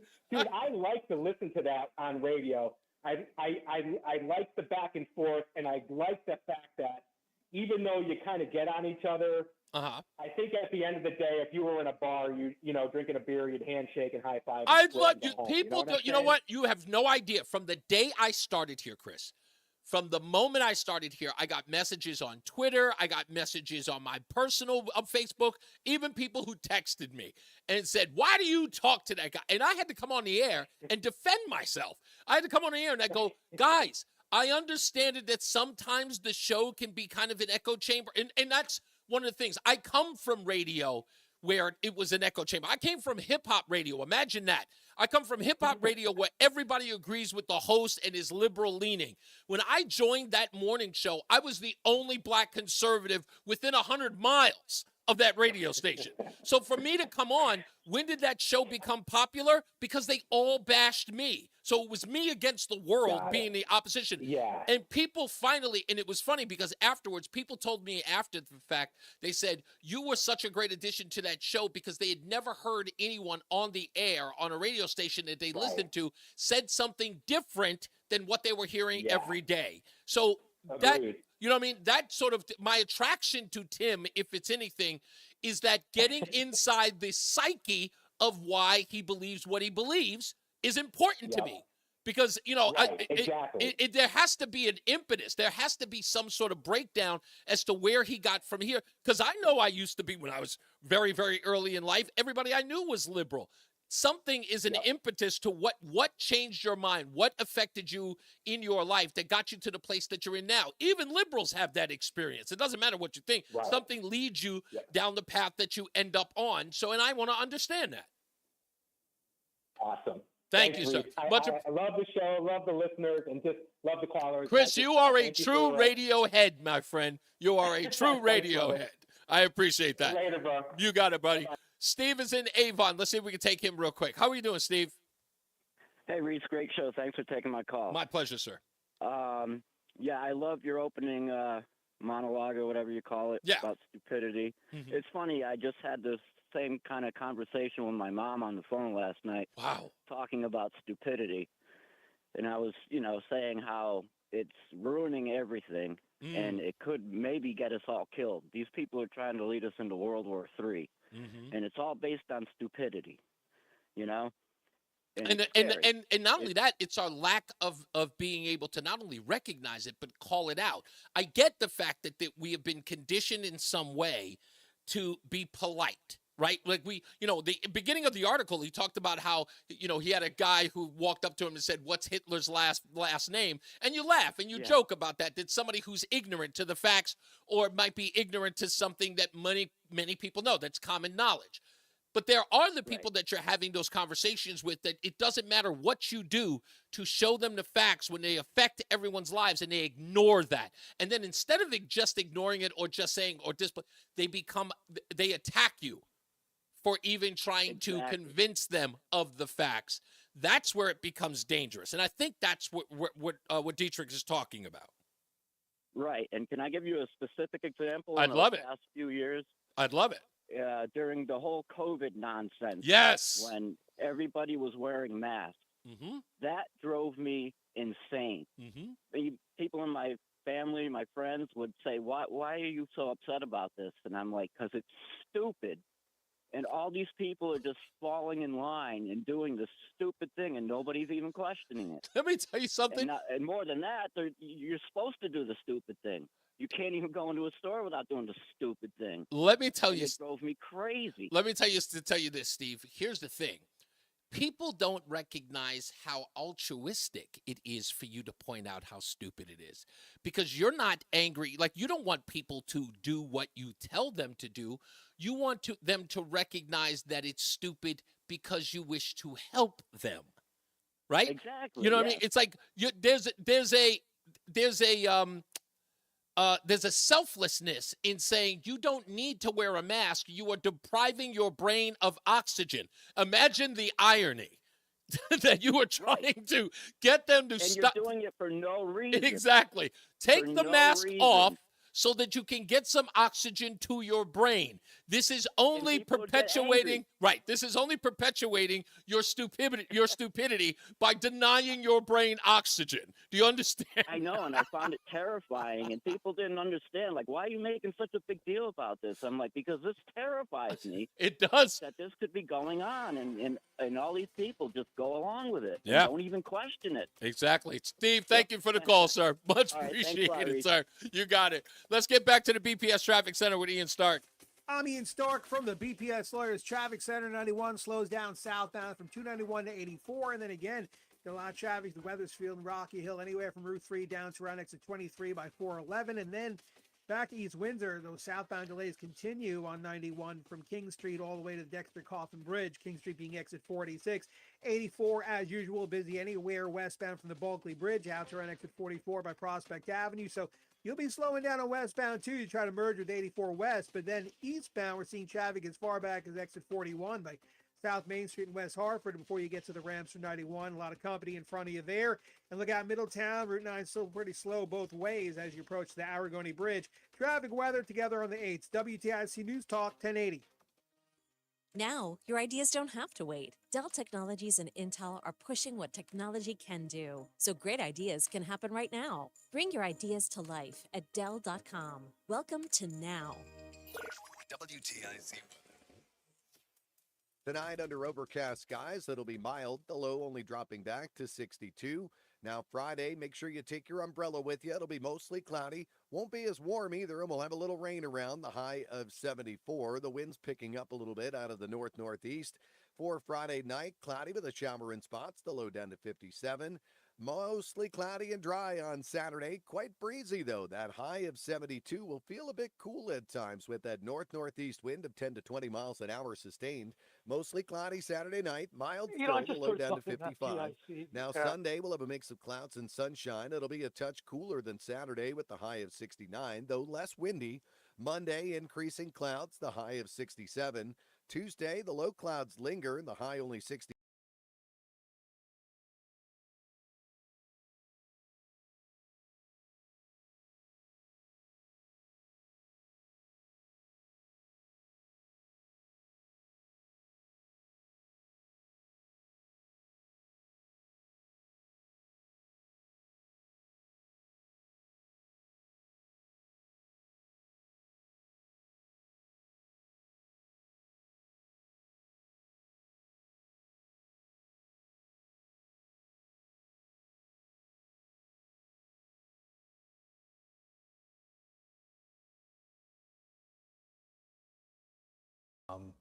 She had shared what she knew, and as the officers were leaving, she ended up admitting to being the one that posted. The audio from WFSB, the girl is charged as a juvenile with first-degree threatening and second-degree breach of peace Police say Ansonia schools will reopen tomorrow.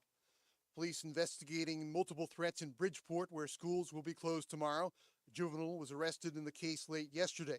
The Connecticut Education Association takes issue with how the Bridgeport School District responded to the threat, resulting in a 2-hour delay today. Families learned of a threat yesterday afternoon, but Association President Kate Diaz says teachers didn't hear about it until late last night. We typically hear about rapid communication. Most districts understand that they need to communicate with families and staff immediately. The lack of information is always the scariest part, and it's really unsettling. So I would say that this is very unique to Bridgeport. The district says it has everyone's safety in mind. They're trying to carry on in Springfield, Ohio, the target of false claims about immigrants eating cats and dogs. There are morning bomb sweeps at Springfield schools because of threats. Absenteeism is high at school. Local political debate has now been canceled. Residents say they're hoping the attention will blow over soon. Home sales in the U.S. fell 2.5% from July to August.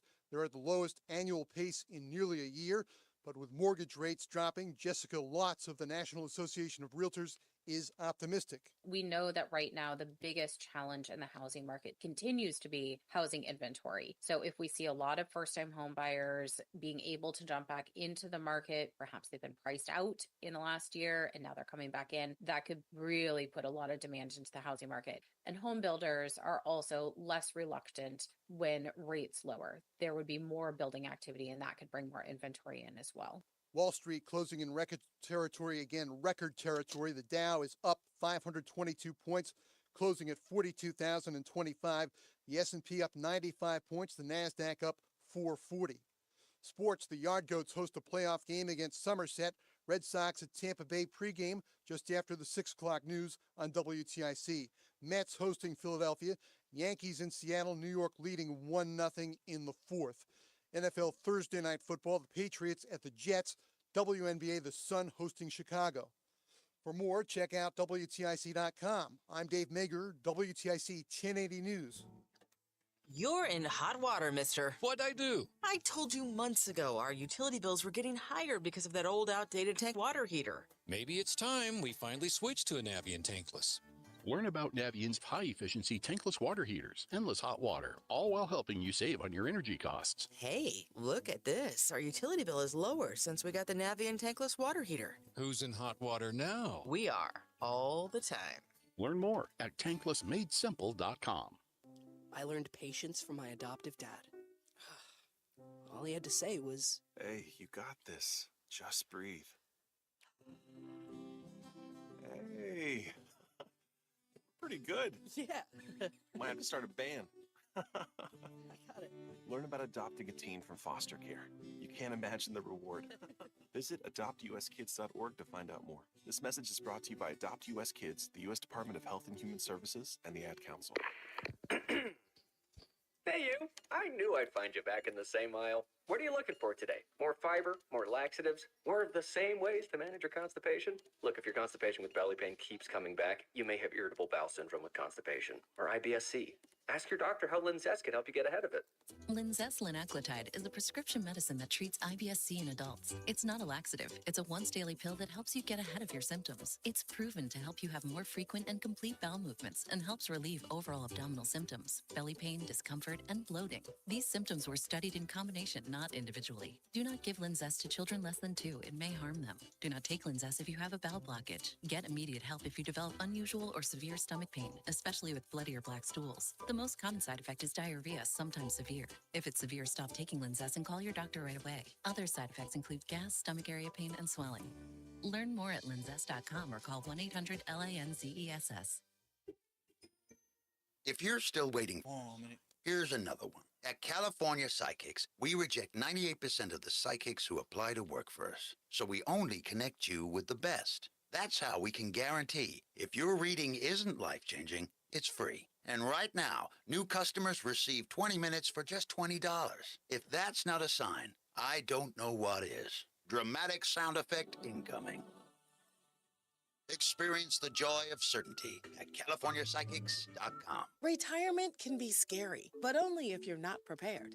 That's why AARP created thisispretirement.org. Because unless you've already retired, you're in pretirement and you still have time to plan. Learn about retirement savings options, potential tax breaks, and how you can build savings over time. Visit thisispretirement.org for free resources to help you customize your action plan and feel the retirement fear disappear. Brought to you by AARP and the Ad Council. You're listening to Reese on the Radio, filling in today for Tom Shattuck on WTIC News 80. I was going to say, no, I'm not. Anyway, plenty of news and plenty of views, and of course, your phone calls coming up. It's Reese on the Radio. Don't forget, you can always go to ReeseOnTheRadio.com. That's ReeseOnTheRadio.com. Have you seen this video? If you haven't, please look it up. The former New York City Mayor de Blasio's COVID czar was caught on a secret, conversation. It was an undercover sting operation where he was, at dinner at several times, and he was being secretly recorded where he was talking about in 2020, while he was forcing the entire city on lockdown, that he and his wife were hosting wild sex and drug-fueled parties while everyone else was forced to be on lockdown. He even says in the video how he and the administration were forcing people to get vaccinated. What they were doing was, in essence, making people's life more difficult.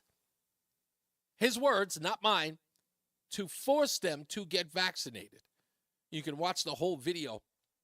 It's on the Gateway Pundit on their top fold today, thegatewaypundit.com. I'll send a link and put it on my Facebook page as well, if you want to. Let's get back into the BPS Traffic Center. I don't think I need to say his name. What's your name, sir? I'm Ian Stark from the BPS Lawyers Traffic Center.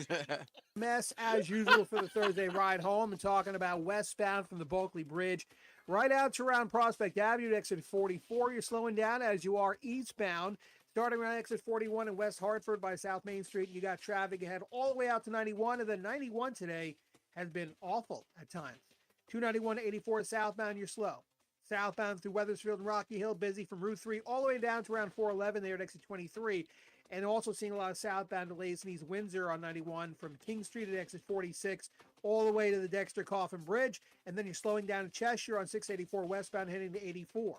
Traffic weather together on the 8th. WTIC News Talk 1080. Sponsored by New Balance, South Windsor and Avon. Come see all the new styles and classic New Balance sneakers today. People come in all different shapes and sizes. So do their feet. This is Michael DeCibio from New Balance, South Windsor and Avon, and that's why we offer size and width combinations from women's 5 to men's 18, with widths from narrow to extra wide. New Balance at Evergreen Walk in South Windsor and in the Avon Marketplace on Route 44. WTIC weather. As we head through the evening and overnight, it'll be overcast and mild with the low down to 62. Then Friday, jumping the gun into Saturday already. Many of us would like to, but not quite. Friday, mostly cloudy, a cooler day. Take your umbrella. We're going to have some rain around, too, the high of 74. Then Saturday, mostly cloudy, a breezy day on the high 72. That northeast wind at 10 to 20 miles an hour throughout the day on Saturday. Sunday, pleasant, a mix of clouds and sun, the high of 69, not as breezy. Monday, clouds back in the increase, a little cooler, the high 67, and a mix of clouds and sun Tuesday with the high of 66. Right now, New Haven at 86, Bridgeport 84, 82 at Hartford. I'm meteorologist Jason Caterina in the WTIC Weather Center. Tune in to WTIC News Talk 1080 for Healthy Rounds, Saturday mornings 11 till noon. Learn from the top experts about the latest medical news and call in with your questions. Healthy Rounds, sponsored by Hartford Healthcare, Saturday mornings 11 till noon on WTIC News Talk 1080 and WTIC.com. Atlas Roofing Shingles with Scotchgard Protector. Protect your home and avoid those dark stains on your roof caused by algae. Available now from the Peter L. Brown Company. For a free roofing estimate, please visit peterlbrown.com. Become a member at AmericanEagle.org.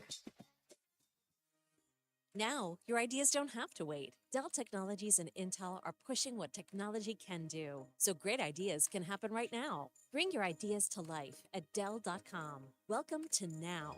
Hi, this is Joel Johnson with Johnson Brunetti. Do not make mistakes when it comes to Social Security decisions. Get our free guide, Social Security Decisions. Call or text the word security to request your copy. 1-800-705-1232. Call or text the word security to 1-800-705-1232 to get your free guide. 1-800-705-1232.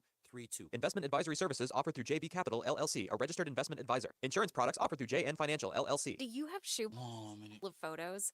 Today only, radio listeners get VIP access to the new Photo Legacy Box. Get your family's photos professionally scanned for as low as 7 cents, which is 76% less than what other brands charge.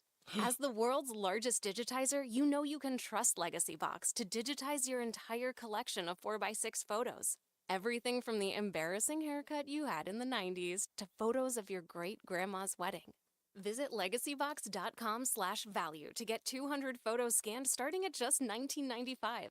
Oh, and don't forget, Legacy Box also digitizes over 15 other types of analog media, so you can get your favorite memories on VHS or grandpa's film reels from the 40s digitized too.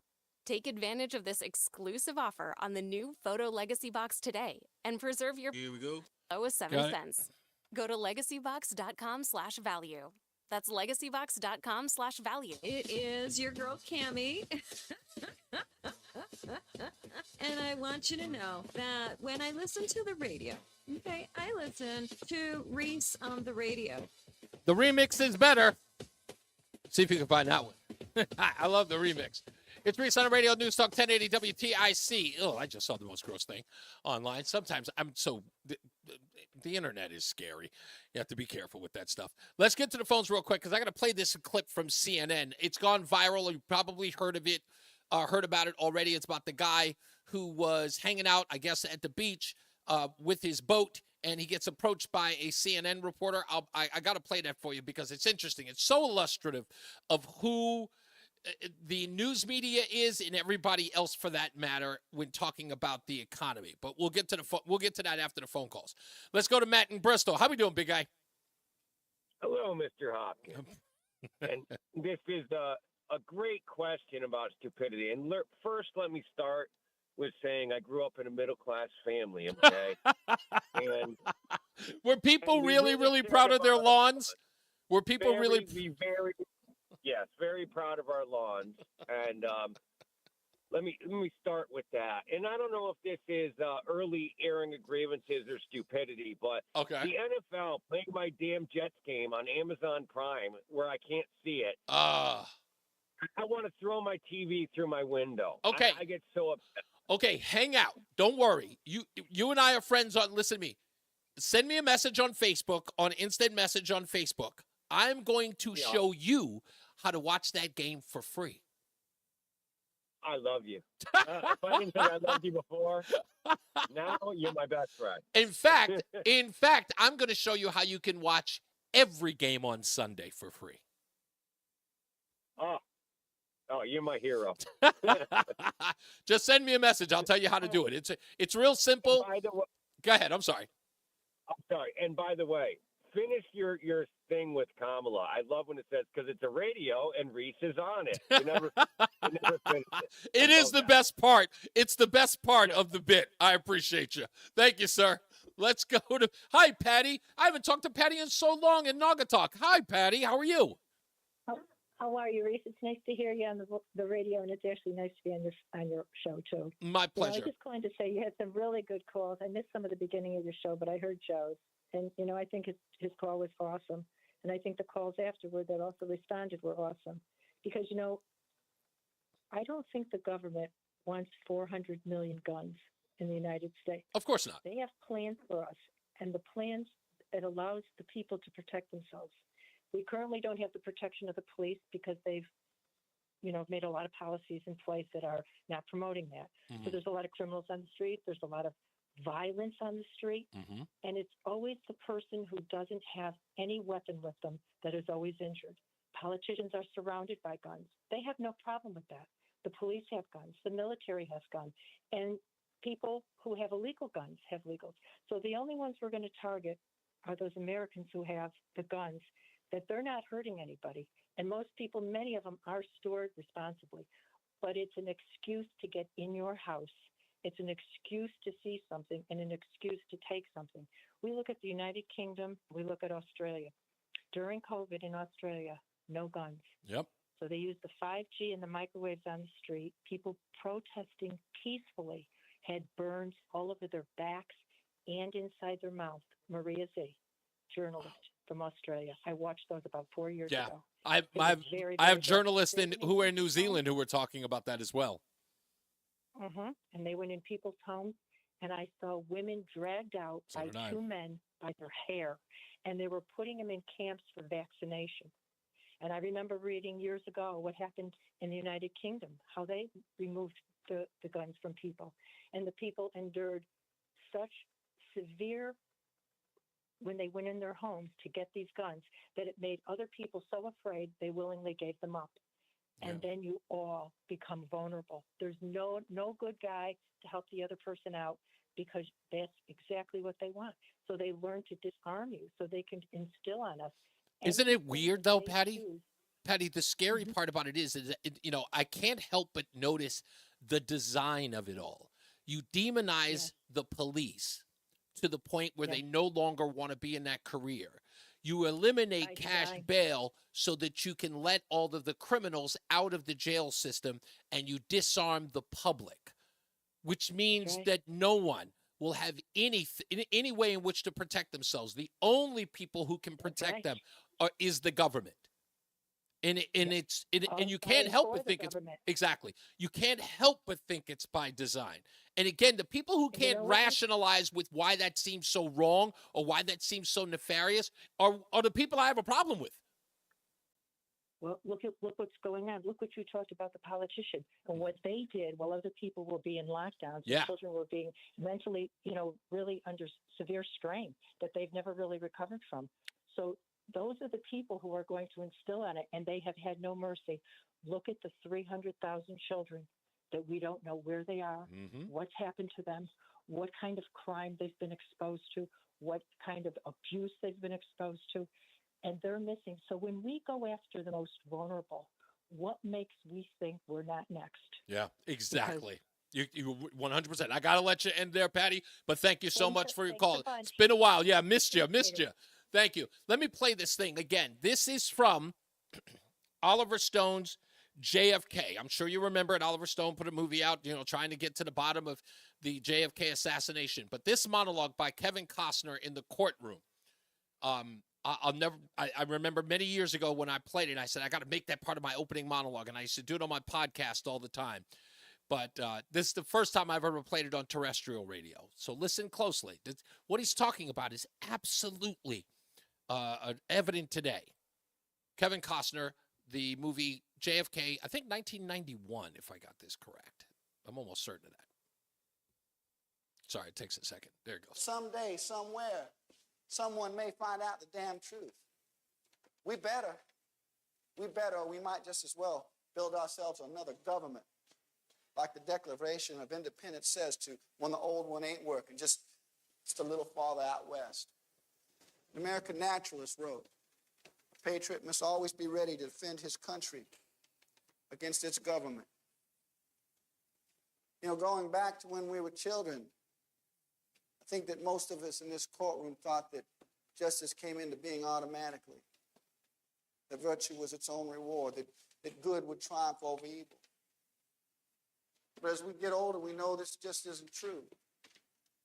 Individual human beings have to create justice, and this is not easy, because the truth often poses a threat to power, and one often has to fight power at great risk to themselves. That couldn't be more poignant. Just couldn't be. I played it. I knew it was there, and I was looking for it today in my archives, and I knew it was there. And again, I love it because I downloaded this stuff years ago. I want to say 10, 12 years ago, I downloaded that. And I said, damn, I know that's important. I know that that's going to be relevant someday. And here we are. Back to the phones we go. Rob's in New Britain. How are you, sir? The rhythm, the scallywag. What's going on, bro? How you doing, sir? good. She's right, Patty. And not only that, but Trump had a rally, and everyone got chemical burn in the eyes. I saw that. That right there. And what's going on in UK and Australia, that's all part of this one world order stuff. And remember when we used to think that was just hocus pocus nonsense? Yeah. You remember that? When we used to write that, I was like, yeah, sure, the first world order, the new world order, we used to write that off. Those are kooks. And now all of a sudden we're like, holy crap. What? Yep. And one other comment is that doctor out of New York. Yeah. With his wife and stuff, planning that orgy. Yeah. I wonder if P did he supply him a baby oil. Goodbye, Rob. Fritz the cat is in Berlin. How are we doing, Fritz? Did he go? Oh, he probably had to tend to the bees. No, there he is. Hey, Fritz. Oh, I'm right here. Oh, I just got the mail out of my mailbox, so you can hear me all right. Yeah, I can hear you. I can hear your grape, sir. No, the bees are in a little while, but anyways, I got two stupid things. Go for it. The first one, somebody who thinks that we're really stupid. You know who that is? I don't know. Chris Murphy. Yeah. Last year, Chris Murphy made his walk across Connecticut, and he bumped into a friend of mine in Watertown. He's out there mowing his lawn, and he said the whole shebang showed up at his house. So Chris Murphy walked not even an eighth of a mile with cameras on him, with security detail behind him, and he asked them tough questions. So they didn't play any of that stuff, right? Wow. And the whole entourage moved on to the next town. I have that footage, and I'm going to look for it tonight. He sent it to me. Actually, he sent it to Freedom Fighters because he was thrown off of Twitter for a while. Oh, wow. Yeah, but again, that's, asking, and this is, again, goes to my monologue yesterday about Chris Murphy. He, talk about, is he going to get equal time? He doesn't want equal time. He'll never come on this show. He's never going to come on a conservative show. He'll go someplace safe, as he will. And, and what purpose? I mean, would he take a phone call? Of course not. Would he talk to a real person from Connecticut? Of course not. But when he's met with somebody who has some opposition to him and his policies, what does he do? Does he stand there and face the fire? Is he a fighter for what he believes in? No. So he'll never be a fighter for what he believes in, because he doesn't believe in fighting for the most important person, and that's you. Do you think that the COVID shot is infused with stupid, like a slow version of it? Because I don't. Last year it was the wrong way drivers, and now this year it's kids calling in threats to schools, or whoever's calling. I don't even know. Yeah, I don't even know what that's about. But I will tell you this: what I do believe, and I haven't touched on the story, but I will next week. I do believe that it is a concerted effort to create a problem with the schools. Hear me out on this one. And I'm going to get to the bottom of this, but I'm almost certain of it. The reason why we are seeing this influx of these threats against the school is because what happened just recently with the school shooting, why am I forgetting where that was? In Georgia, right? The school shooting in Georgia with the young man, 14-year-old, right? Someone is increasing these threats on the schools because they are trying to get the state to react by putting resource officers back in the classroom. I really do believe that. I believe that it is I believe that it's a concerted effort to continue with the threats, to make sure that policymakers say, okay, we can't have these threats. We can't be evacuating kids. We've got to put somebody stationed at the schools. And they're trying to force the hand of legislators. In my mind, it just seems that to me, it's a rational response to not the person who's doing it. I'm saying for me, I can rationally discern that why this is happening is because someone is trying to get politicians to take notice and keep kids safe.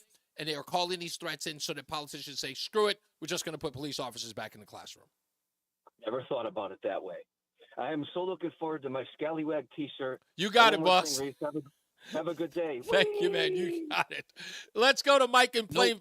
Nope. Oh, wait. You don't have time? No, he's gone. Oh, he's gone. Oh, okay. Sorry, Mike. I appreciate you. But there's that whole school thing. I'm telling you, I know. I'm not clairvoyant, folks. I don't consider myself some savant. It just doesn't sound right. And again, there's so many of them, right? All of a sudden, out of nowhere, all over the place, this school, that just burst into flames, if you will. All of these threats. And in my head, I'm going, something's behind that. Someone's trying to get people to redirect. There's always an ulterior motive. You just have to pay attention to that stuff. We might find, if we get to the bottom of it, I would not be surprised if we found out the person that's doing it is trying to get resource officers back in classrooms. I'm positive of it. Okay, when we come back, we've got the 5 o'clock focus. I'll tell you about it in the next break, what it is, because, of course, it's Connecticut and UConn, and I want to get your thoughts on this when we come back. Also, don't forget to go to ReeseOnTheRadio.com for the stupidest thing that I've read today. Also to check out the T-shirts that are on there. I want to give a shout-out to Cynthia S. in West Haven. And Cynthia, thank you for following Reese on the Radio.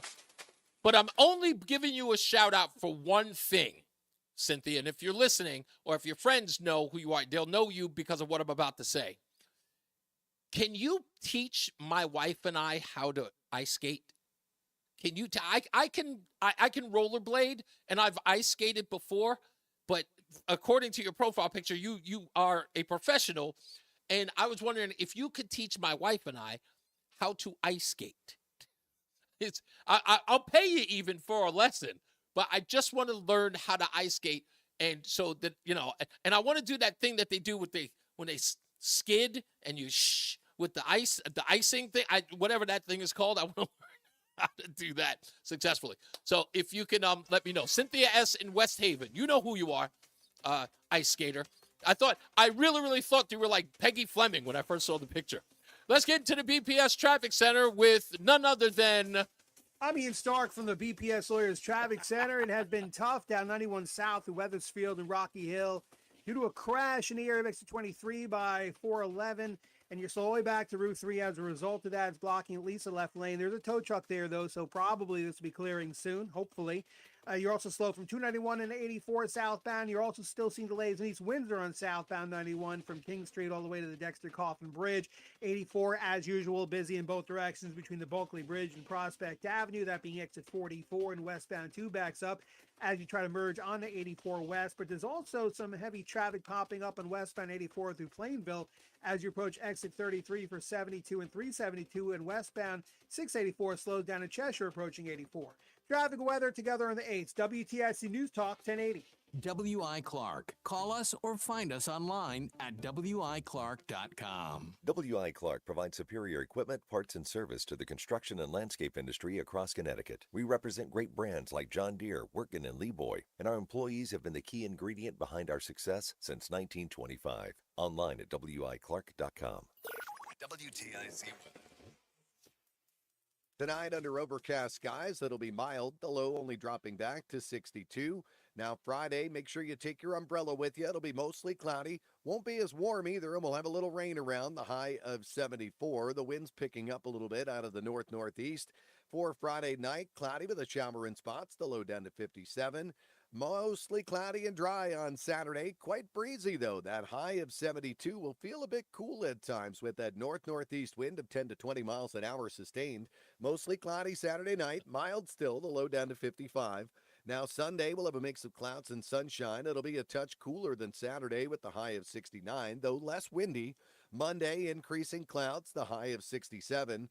Tuesday, the low clouds linger, the high only 66. Low clouds again Wednesday, but warmer, the high of 70. I'm meteorologist Jason Caterina in the WTIC Weather Center.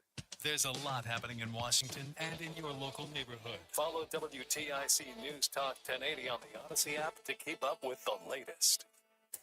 WTIC is 99 and throwing a year-long celebration to 100 years on the air. This is WTIC and WTIC FM HD2 Hartford. Always live on the free Odyssey app.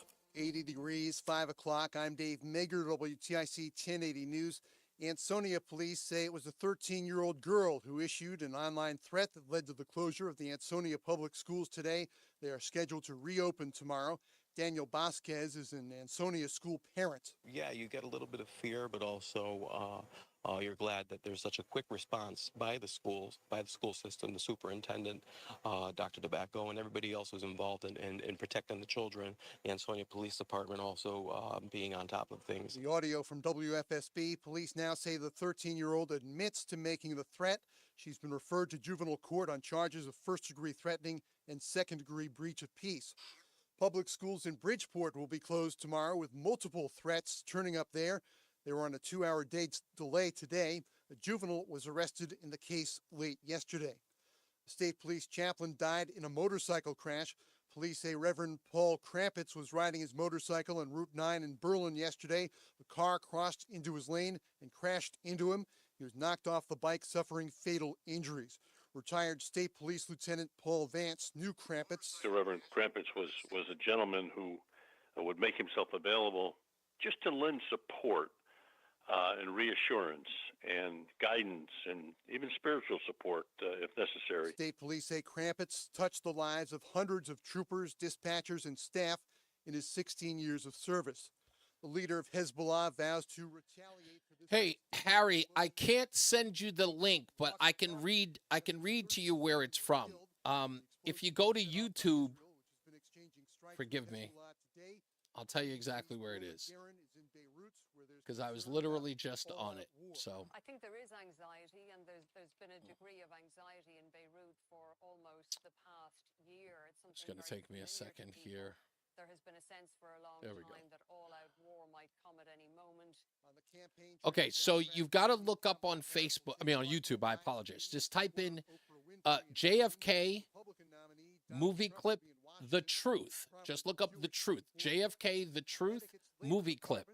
And it should say it's in HD, and it says Jim Garrison, played by Kevin Costner, and his speech is about 3 minutes and 55 seconds long.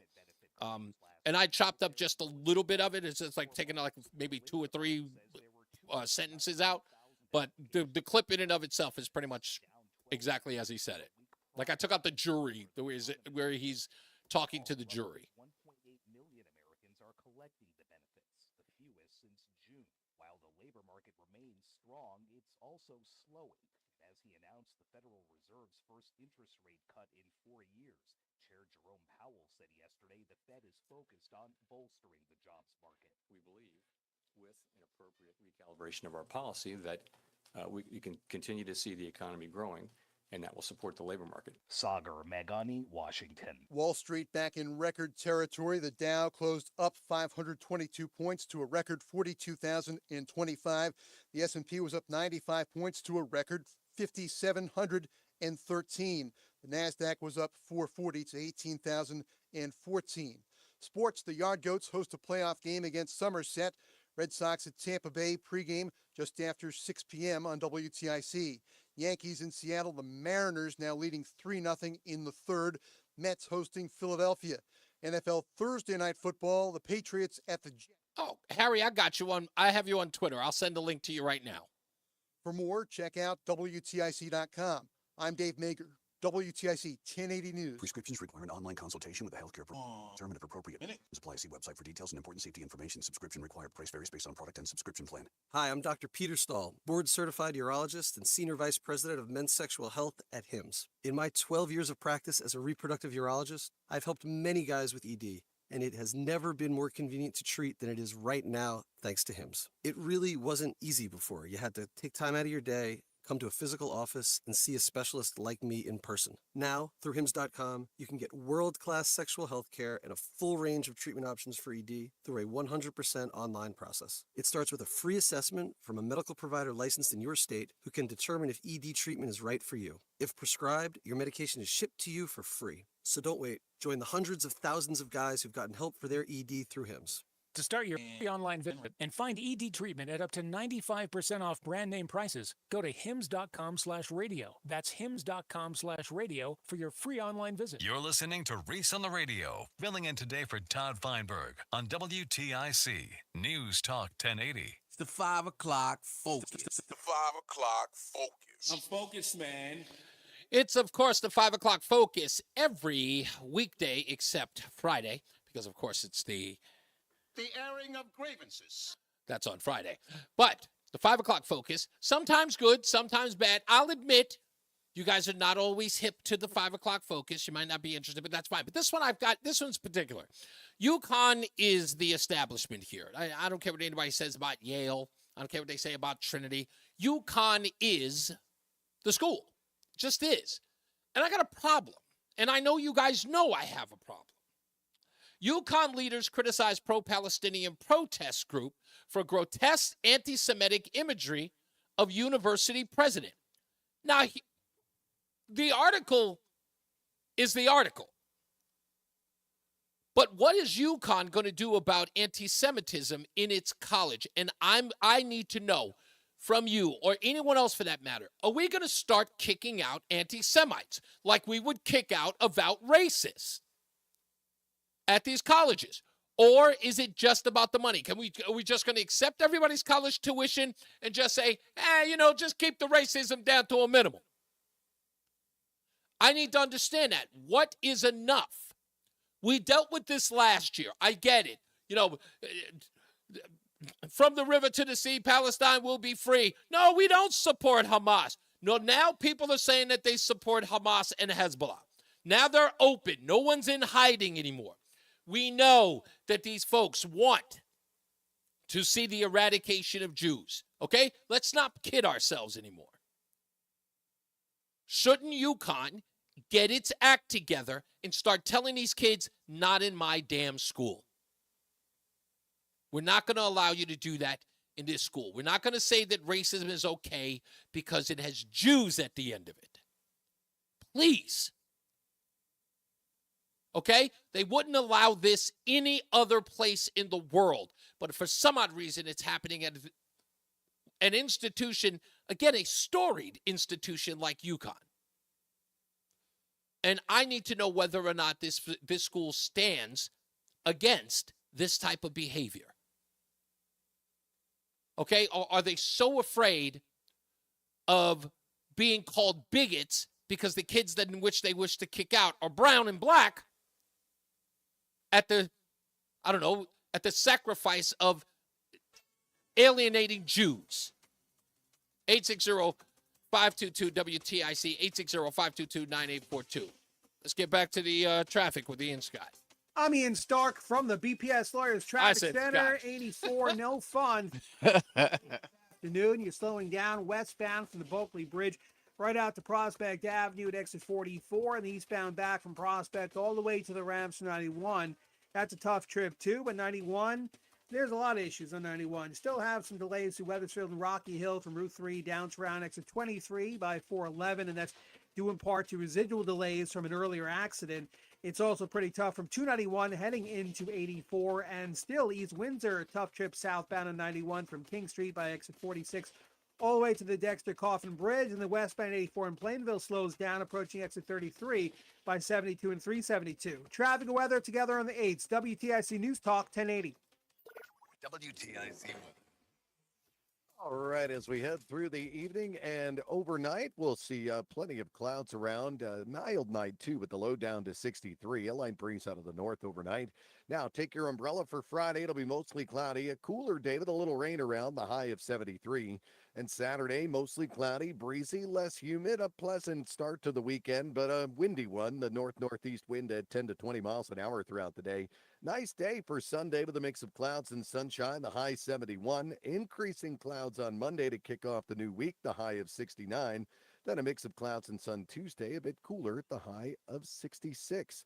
Right now, Bristol at 83, Mansfield 77, 81 in Hartford. I'm meteorologist Jason Caterina in the WTIC Weather Center. Join us this Sunday for Tumulo Financial, your go-to for retirement planning and taxes. Tune in to the father and son duo from 7 a.m. to 8 a.m. or catch the replay from 5 to 6 p.m. Tumulo Financial Retirement Planning with Integrity on WTIC News Talk 1080. I'm Todd Director. from Connecticut Lighting Centers. Whether your budget is $100, $500, or any amount, Connecticut Lighting Centers has you covered. We'll help you find the right solution for your next project, no matter what the budget is. Connecticut Lighting Centers with showrooms in Hartford and Southington or online at ctlighting.com. With Aer Lingus and Bradley International Airport, your vacation possibilities just got more exciting. Fly non-stop from Hartford to Dublin with great fares available now. And since Dublin is our European hub, make your trip 20 times more fun with connections to over 20 cities across Europe, including London, Paris, and Rome. From epic coastlines to city tram lines, you can explore it all. Visit airlingus.com to book your flights today.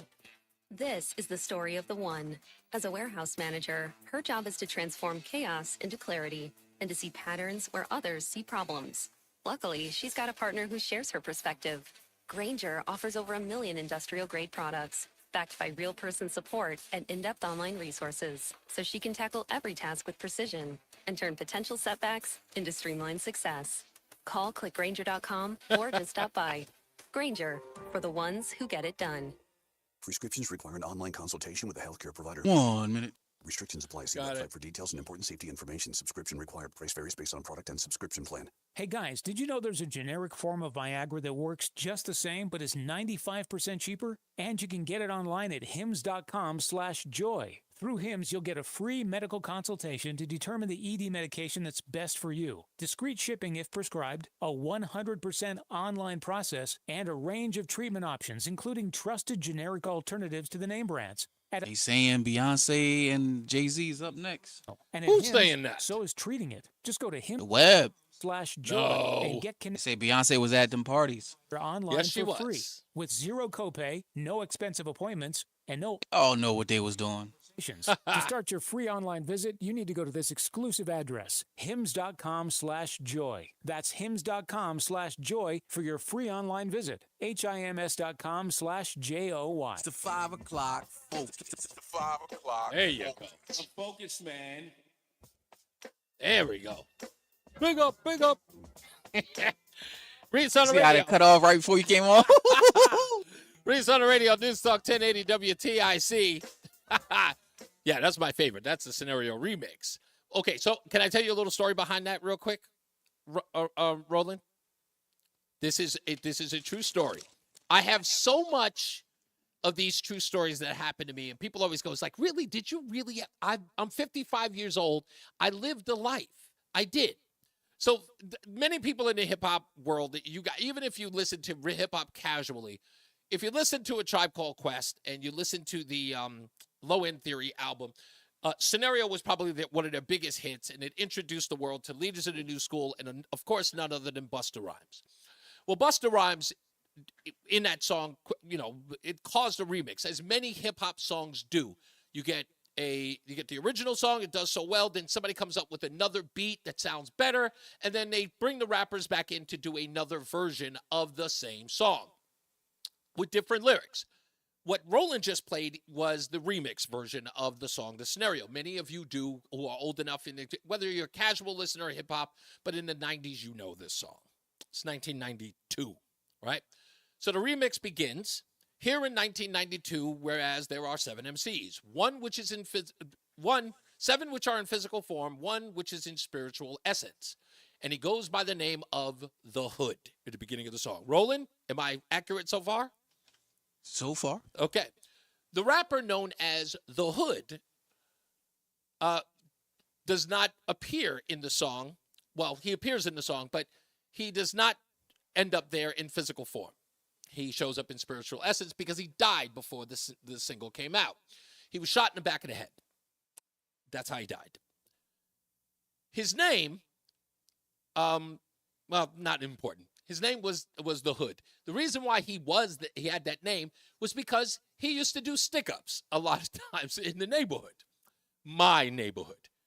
And in fact, when I was growing up, one night, I'll never forget it, I was trying to find a place to stay. This was during the time that I was homeless. I'm walking down the street, and 2 guys are walking down the block, and I know for some odd reason I'm about to get robbed. And one is a tall guy, one is a short guy. And the tall guy approaches me first. And when I turn around and look at him, and I'm like, holy crap. And he looks at me and he goes, Reese. And I go, Lamont, my former best friend from my freshman year of high school. Lamont, a good kid, two-parent household, is out with another young thug running out robbing people at night. Here's the guy who actually started my radio career. When I was a kid, I wanted to be a radio host. Lamont and Jamie Montgomery, the both of them used to hang out with me and create radio tapes. He's now out in the street robbing people. Who is with him? Another friend of ours, Hood, from that record. And he happened to get into rap music, and he just, I don't know how he did it, but he ended up on that remix because he knew somebody who was in either Leaders of the New School or what's name, and he ends up in that group, and that's the rest is history. He ends up on that song, and just when the song is about to be released, and everyone says that his career was about to take off, he is shot in the back of the head. Career over. I'll never forget. I'll never forget that kid because a life that could have actually changed for a kid was snuffed out in the middle of the night. It's just a sad story. It always breaks my heart whenever I hear that song. But that's why you can't be robbing people. Yeah, you can't. You just can't. Because it's always coming back. Yeah, it may not get you, get someone close to you. So exactly. And I know that it was retaliatory how he he ended up being killed. He probably robbed the wrong person, and and it ended up coming back to him. But I'll never forget that. And if you ever hear the song, it's the Scenario remix, and the guy Hood. If you can deal with the language, but if you listen to his opening line, there's a lot of language in it. If you listen to the opening line, the kid had a career, and that was going to be the catapult. That was going to be like his launching pad. Was that remix single, and he is the most standout. He's got the first verse on the record, and he could have been something great, but unfortunately, he didn't get the chance. Okay, before I go into the audio, I want to play this piece real quick. Oh, no. I'm sorry. I'm in the 5 o'clock focus. What am I doing? I got sidetracked. 5 o'clock focus. UConn. They need to do something about the anti-Semitism that's happening in the school. Because what they're saying here is, and here's the sub-headline, whether the authors of these images were aware of it or not, these are well-known, long-standing, and unmistakable anti-Semitic symbols. You know they knew it. UConn officials said that they will not meet with UConn Divest student protesters after flyers with grotesque and unacceptable anti-Semitic imagery characterizing President Radenka Marik were circulated at the campus protest on Monday. The flyers showed various depictions of Marik, at times adorned with red devil horns, accompanied with images of missiles and dollar bills, and others as a horned boar, a pig. The imagery is long-standing and unmistakable, said the executive vice president for academic affairs and the vice president for student life and enrollment. They wrote in a letter to UConn Divest. Wrote him a letter? What do you mean wrote him a letter? What do you write? We're writing letters now? We're corresponding with you about how offensive your commentary and your flyers were to our Jewish staff members. Please reply. Not I. Anyway, taking your phone calls. 860-522-WTIC. Mike is back. He's in Plainfield. How are you, Mike? Please reply. Oh, boy. If that isn't a wish. Oh, my God. Can you believe that? You don't allow this. What are you talking about? Please reply. Sending them a note. You get these bozos out of there. Why don't you bring them a half dozen donuts and a coffee? I remember that. Do you remember that at Columbia University? We're asking for coffee and donuts. Well, we took over your building, by the way. I was never a UConn fan. Uh-huh. I mean, okay. I got a story to tell you. I mean, it's good for the players, but this is just now it's basketball season again already. Okay. And we're all supposed to jump on the bandwagon and root for UConn. Go team, go. Well, I'm from this state. I did not go to UConn. Okay. And I don't like UConn because it's just a money pit. Who does it benefit? It benefits the state. The job of the coach is to make millions of dollars for for the school, which Hurley did, but I'm just so sick and tired of hearing about him and his big raise. Yeah, but there should be some ethics within this school. You know, it is a storied university for the reason that it is. Yes, it may be related to sports, but now, I mean, this school, which, by the way, has been very vocal on other things socially, they should clearly be standing. They don't want to, look, Columbia is going to be Columbia, right? Harvard's going to be Harvard. But UConn, you can't be Harvard and Columbia. Those places are cesspools now. Well, you know what? UConn, they have a false perception that they can be like those schools, especially with their football program. Understood.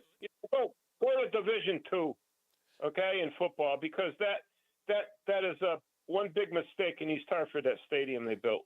Yeah. But anyway, get back to my story. Yeah. Back in the 90s, I ran into Jim Calhoun down at Coach's. Okay. Sports Bar and Grill. Oh, I know. When it was open. Have you ever? I've been there. I used to be there. Yeah, I've been there. So he's in there laughing it up, having a beer, and I had a few beers in me, and I went up to him and I said, "Hey, Coach, how are you?" I said, "Hey, Coach, by the way, how's your player graduation rate?" I thought he was going to burst into flames. That was a big deal back then, man. That was a big deal. And I hit a nerve. Yeah, it always does.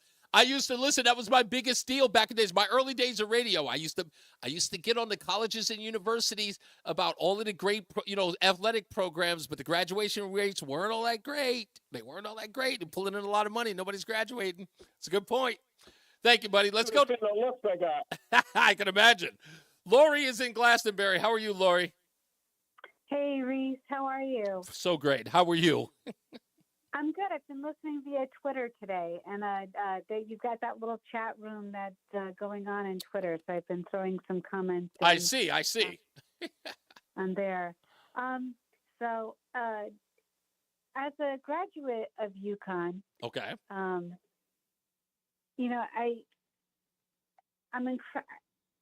You're shocked? No, I'm not. I'm really not, because we live in a culture where it's all about the wokeism. It's all about making sure that you're keeping everybody happy. Unfortunately, the young lady of the UConn Divest group, I'm reading an article right now about her. Mm-hmm. Is that the blonde girl? I don't even know. No, that's the UConn president. I apologize. That's Radinka Marek. Yeah, no, I'm just talking about one of the young ladies from the UConn Divest group, the protest people. Yeah. And these poor young people. First of all, they're very deceived. Mm-hmm. They're very deceived to think that and they've been deceived by critical race theory. Mm-hmm. That the Jews, because they look whitish, mm-hmm. are actually the oppressors. Mm-hmm. And not the terrorists, the poor terrorists, Mm-hmm. They're not. It all harkens back. It all kind of circles back to the beginning of the show with the monologue about Dietrich Bonhoeffer and the theory of stupidity. Mm-hmm. And my biggest, it makes me incredibly sad mm-hmm. that UConn isn't saying, look, we won't allow things to be said about other ethnic groups or people of color or races on campus. Right. So we're not going to allow this either. And either you cease and desist, or we will come up with some type of charges against you. They have grounds for it. Right. Because they've done it for other racial groups. Yeah. So I don't understand why they couldn't just feel free to go ahead and move forward in this capacity. And I think the thing is that nobody has balls anymore. Yeah. I think it should be a zero tolerance at the school. Yeah. That should be, Yeah. and again, this isn't no strike program. This is zero tolerance. If there's ever a time for zero tolerance, it's when it comes to racism and bigotry, which again, right. UConn has been very vocal on in other occasions, as it were with African Americans or even Native groups or Asian groups. They have been incredibly vocal about that. But this one is the one that they're nervous about, which again, why? Because and I think, UConn is stating as much, is that there is a hierarchy in the realm of racism, which in essence says the lighter you are, the less racist you can be. The browner you are, all hell can break loose. Right. So, right. and I think that's the message they're sending. I think the message should be, I don't give a damn what color you are. If you're racist against another group, no matter which group it is, you're out of here. Well, and not for nothing, but like, did we learn, we learned nothing from the Holocaust. How is that possible? I that's the part that always, like, I realize that anti-Semitism is in and of itself a spiritual battle. Mm-hmm. There's a spiritual component to it. In Genesis, the Lord says to Abraham, "Oh, bless those who bless you and curse those who curse you." There's a spiritual principle involved here. Right. And so but that aside, but the religious aspect aside, how do we, I remember there was a time when education about the Holocaust was everywhere, but yet somehow we're not making the leap from what happened then to what happened now, and how things were set up then to how things are being set up now. And it's intellectually dishonest. That's right. And that's exactly where it is. Not only is it the intellectual dishonesty, first of all, that's run rampant. But I think now, and I think the world that we're living in, and again, we have to push back on it, is that we cannot have a comfortable numbness with these people disparaging Jews because it is now what young people do, or it's the theme of the day. Right? I am not, there are so many people who are concerned about the well-being or the mental well-being of these kids who are in essence making life for other people uncomfortable. Why? Because we don't want to oppress them, or we don't want them to feel as though they're not heard. So we'll allow them to terrorize others so that we can protect their feelings. And I'm like, oh, hell no. Everyone's not getting a participation trophy on steroids, where you get to feel what you feel and to damn with whatever it is you do to the people who are going to be the new oppressed. Right? We're not going to rearrange the oppression in this country so that the other, or the so-called oppressed, can feel good about themselves. So it's ridiculous, but I think we got to fight back.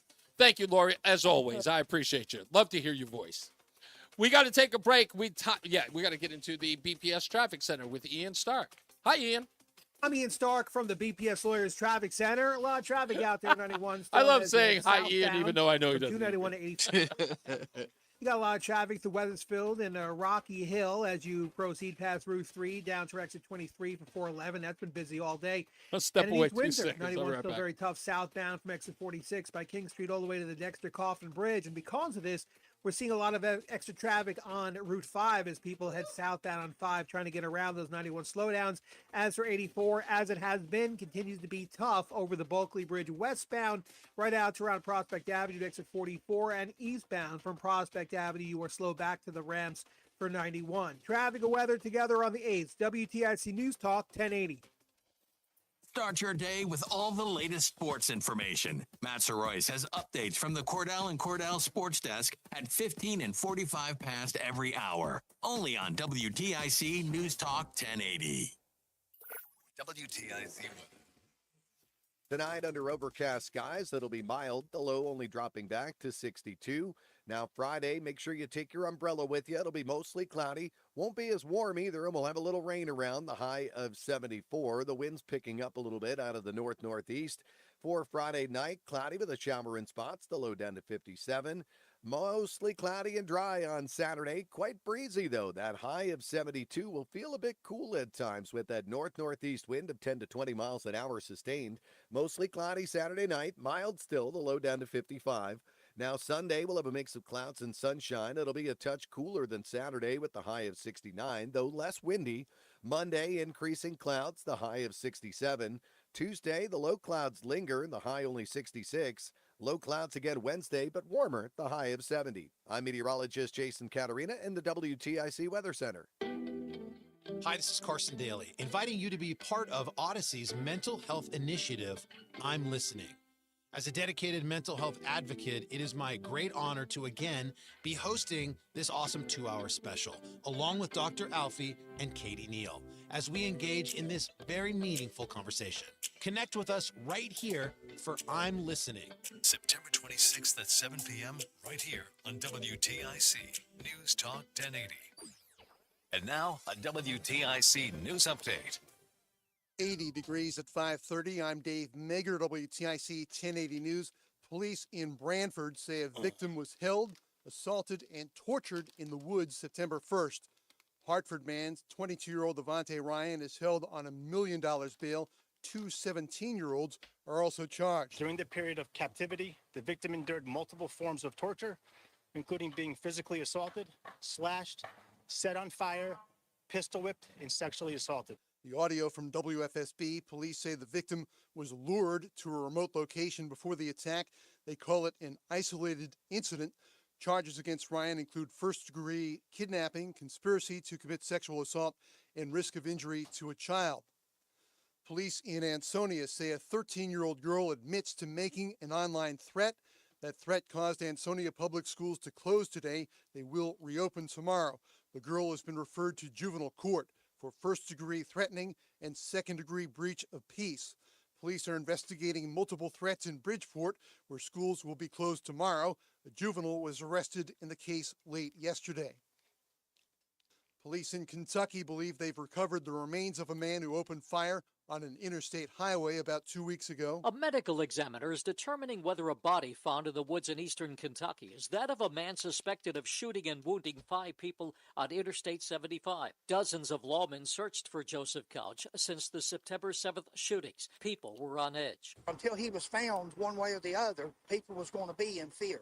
No more fear. He's not going to bother nobody. The manhunt prompted the closing of schools and businesses and cancellation of church services. Jim Crisula, CBS News.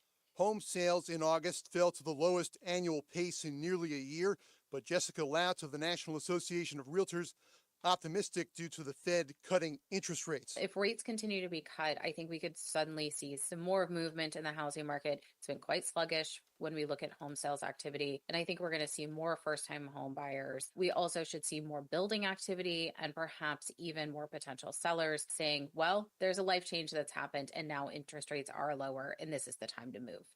Connecticut's unemployment rate dropped for the 5th straight month and now stands at 3.4%. The national rate 4.2% as unemployment filings hit their lowest level in 4 months. Wall Street back in record territory. The Dow closed up 522 to a record 42,025. The S&P was up 95 points to a record 5,713. The NASDAQ climbed 441. Sports, the Yard Goats host their first home playoff game against Somerset. Red Sox at Tampa Bay pregame just after the 6 o'clock news on WTIC. Seattle leads the Yankees 3-0 in the third. Mets hosting Philadelphia. Jets home to New England tonight. And the WNBA, the Sun hosting Chicago. For more, check out WTIC.com.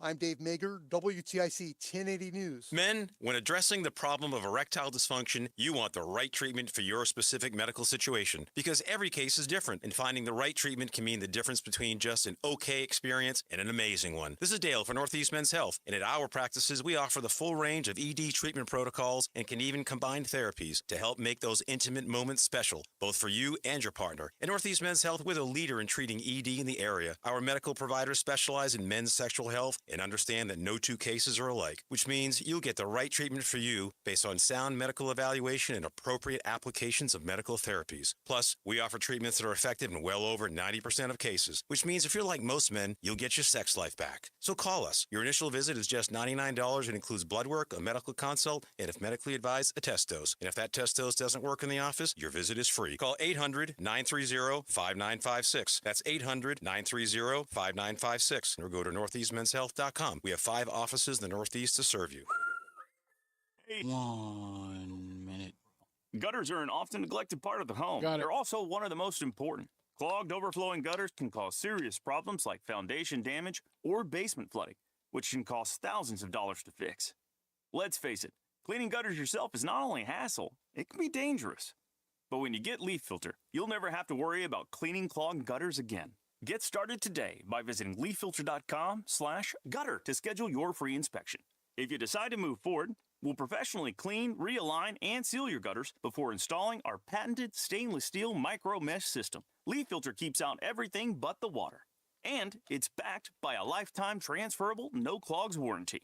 So you're protected for good. We're in your neighborhood and ready to help. Visit Leaf Filter today for a free inspection and estimate, and you could save up to 30%. Visit leaffilter.com/gutter. That's right after the drop. /gutter. It's the 5 o'clock focus. It's the 5 o'clock focus. I'm focused, man. Back to the phones we go. Let's see if we can get him in real quick. Aaron's in Goshen. How you doing, sir? Hey, how you doing today, Reese? All Two right, sir. questions for you. You got it. East Coast, West Coast. East Coast, West Coast rap. Okay. Which do I decide? What's your take? Oh, I take East Coast. What do you take? I take East Coast. Okay. Second, do you think Diddy killed Biggie? I mean, how many bottles of baby oil did Biggie pay or Biggie buy after he was shot? No Way Out came out, and Okay. Biggie just keeps getting rich off of all of his songs. Hold on for a second. Do you have a third question? Because the second one takes a long answer. No, it's just those two. Okay, good. Hold on for me because I'm going to break it down to you. When Biggie Smalls gets the phone call to go to California, where he subsequently is murdered, do you know who called him to make him go to California? Puff Daddy. Yeah, I do. Yeah, P. Diddy. Yes. P. Diddy. What did P. Diddy tell Biggie Smalls, Notorious B.I.G., to come to California for?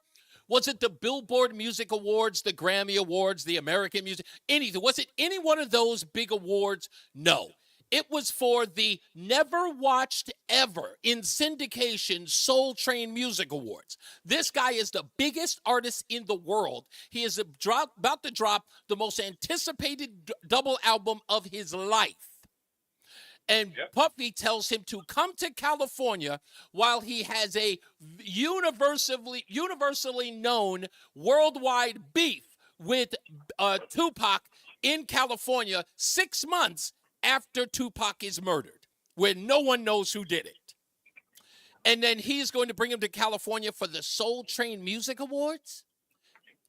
And you don't think that Biggie was set up? What I'm saying, it smells fishy, doesn't it? It smells fishy. How many bottles of baby oil was Puffy able to buy from Biggie's death? Because Biggie just continued to get rich with bad. And the biggest, you know what? I'll tell you on the other side of this. Make sure you tune in. I'm gonna tell you a real quick story that actually codifies exactly what you think. I'll break that down in a minute. Let's get to the BPS Traffic Center with Ian Stark. I'm Ian Stark from the BPS Lawyers Traffic Center. The Thursday ride home still pretty tough through Hartford and 84 in both directions, anywhere from the Bulkley Bridge to Prospect Avenue. That's exit 44. So in both directions, you got delays, and also westbound 2 slows down approaching 84 West as people try to merge onto 84 West, which is very busy, as I just mentioned. And you got a lot of traffic on southbound 91 from 291 to 84, which we've been seeing all day. Also southbound through Weathersfield as you head towards exit 24 by 99. There you're slow. Also seeing southbound delays in East Windsor on 91 from King Street by exit 46 all the way to the Dexter Coffin Bridge. And because of that, there's a lot of extra traffic on southbound 5 through East Windsor as people try to get around those delays on 91. And then look out in Glastonbury as northbound 3 is also a pretty tough trip by the Main Street exit. Traffic and weather together on the 8th. WTIC News Talk 1080. WTIC weather. As we head through the evening and overnight, mainly cloudy skies, a mildish night with the low down to 63. Then for our Friday, you're going to want to take your umbrella along with you. A mostly cloudy day with a little bit of rain around, a little cooler too, the high only 73. Saturday, mostly cloudy, breezy, less humid, pleasant, but the high 72. That northeast wind at 10 to 20 miles an hour sustained through the day. Sunday, another nice day with a mix of clouds and sun, less windy, a little cooler too at the high of 71, but pretty pleasant. Monday, increasing clouds, the high 69. It just continues to get a little cooler as the week progresses. Tuesday, clouds and sun, the high of 66. Right now, Meriden 82. It's 73 in New London and 81 in Hartford. I'm meteorologist Jason Caterina in the WTIC Weather Center. Become a member at AmericanEagle.org. Don't let a cold, sinus infection, or allergies ruin your day. Breathe easier, sleep better, and feel healthier with Navage. Visit Navage.com, Walmart, Walgreens, CVS, or a store near you. Hi, this is Carson Daly, inviting you to be part of Odyssey's mental health initiative, I'm Listening. As a dedicated mental health advocate, it is my great honor to again be hosting this awesome 2-hour special, along with Dr. Alfie and Katie Neal, as we engage in this very meaningful conversation. Connect with us right here for I'm Listening. September 26th at 7 p.m. right here on WTIC News Talk 1080. We're going abroad for the first time in years. To Spain. But we don't speak Spanish. So we started using Babbel. And started learning Spanish fast. With Babbel, you can start having conversations in another language in just 3 weeks. Babbel's conversational method teaches you real-life words and phrases. And with Babbel's interactive bite-sized lessons, you'll remember what you learned. ¿Cómo te llamas? ¿Cómo te llamas? ¿De dónde eres? ¿De dónde eres? When you learn a language, you want to actually use it. Babbel is designed with that goal in mind. In just 3 weeks, we're starting to have conversations in Spanish. Estoy muy emocionado para ir a España contigo. Aw, he just said, I'm very excited to go to Spain with you. Nos vamos a divertir mucho. And that means we're going to have a lot of fun. Sí. Gracias, Babbel. Babbel, language for life. Celebrating 10 million subscriptions sold. Now try Babbel for free at Babbel.com. Just go to Babbel.com and start learning a new language today. That's Babbel.com. Babbel.com. Do you have shoeboxes full of photos? Only radio listeners get VIP access to the new Photo Legacy Box. Get your family's photos professionally scanned for as low as 7 cents, which is 76% less than what other brands charge. As the world's largest digitizer, you know you can trust Legacy Box to digitize your entire collection of 4x6 photos. Everything from the embarrassing haircut you had in the 90s to photos of your great-grandma's wedding. Visit legacybox.com/value to get 200 photos scanned starting at just $19.95. Oh, and don't forget, Legacy Box also digitizes over 15 other types of analog media. So you can get your favorite memories on VHS or grandpa's film reels from the 40s digitized too. Take advantage of the exclusive offer on the new Photo Legacy Box today and preserve your past for as low as 7 cents. Go to legacybox.com/value. That's legacybox.com/value. What's up, everybody? You know who it is. You know who it is. You know who it is. It's Reese on the Radio. Frederick Douglass of the 21st century. It's WTIC News Talk 1080. Getting back into that whole story, if you know anything about P. Diddy's career, and I know everyone is talking about it, I promised Lori I wouldn't inundate the show with it. I've tried to be sparing, but every day a new story comes up about it. The interesting part about P. Diddy was in the original days of Uptown Records, where he worked for Andre Harrell of Dr. Jekyll and Mr. Hyde fame. A lot of you old school heads would remember that. One of the reasons why Puffy was fired from Andre Harrell at Uptown Records is because quietly he was stealing talent, and he was sort of like, taking credit for things that he wasn't taking credit. But many people knew that he always wanted to be the star. Sean P. Diddy Combs always wanted to be the star. And he thought that it should always be about him. So that speculation about him going to California for the Soul Train Music Awards, which, by the way, Biggie didn't even attend. He was in the parking lot hanging out while, the events were happening on inside. And then they drive, and, of course, subsequently he's killed in a drive-by. So they don't even go in. So it made no sense for him to be there. It was some sort of in-store that he was supposed to be a part of. But, of course, he dies. He's shot and killed. So many people believe that Puffy was always wanted to get rid of Biggie because he always wanted to be the star. Biggie would be the catalyst to making Puffy the crushed friend. Oh, we feel for him. And then, of course, the rest is history. So at least that's what people have always said. What I believe is the story I just told you. But whether or not it's true, who knows? But I always thought that he was the star. And Suge Knight said that famously. He always wants to be up in the videos. To the phones we go. Mark is in Newington. How we doing, Mark? Good. How are you this evening? Thank you for taking my call. My pleasure, sir. I'm sorry. I hope I didn't get in the weeds in the whole Biggie thing. I'm sure you wanted to comment on the 5 o'clock focus. Well, been listening for quite some time, trying to call in. I have a quick question that probably has a long answer. Okay. And it doesn't really tie into everything on today's show, but okay. With everything going on, Israel, Hamas, Palestinians, the politics of it between the Biden-Harris, Trump's proposals, etc. Yeah. I do not understand, because I see the polls and everything. I do not understand, and maybe you can enlighten me or maybe your listeners can. Okay. Why, generally speaking, do the Jewish people tend to vote Democrat? Oh, I can answer that for you. Answer that for you while you're on the phone. All right. Okay. So, I'll never forget the day that it happened to me, but it was a guy by the name of Shalom that I used to work with back in 1992. I worked for a company called Tel Aviv Car and Limo in Manhattan. It was my first job in the city. And as I stayed there for a couple of years, I became very, familiar with Shalom, who was a Jew from Israel, but lived in New York for a lot of his life. And he and I had a debate about, the constant conflict between Palestinians and Jews. And at the time, I was married to a Jewish woman, my first wife.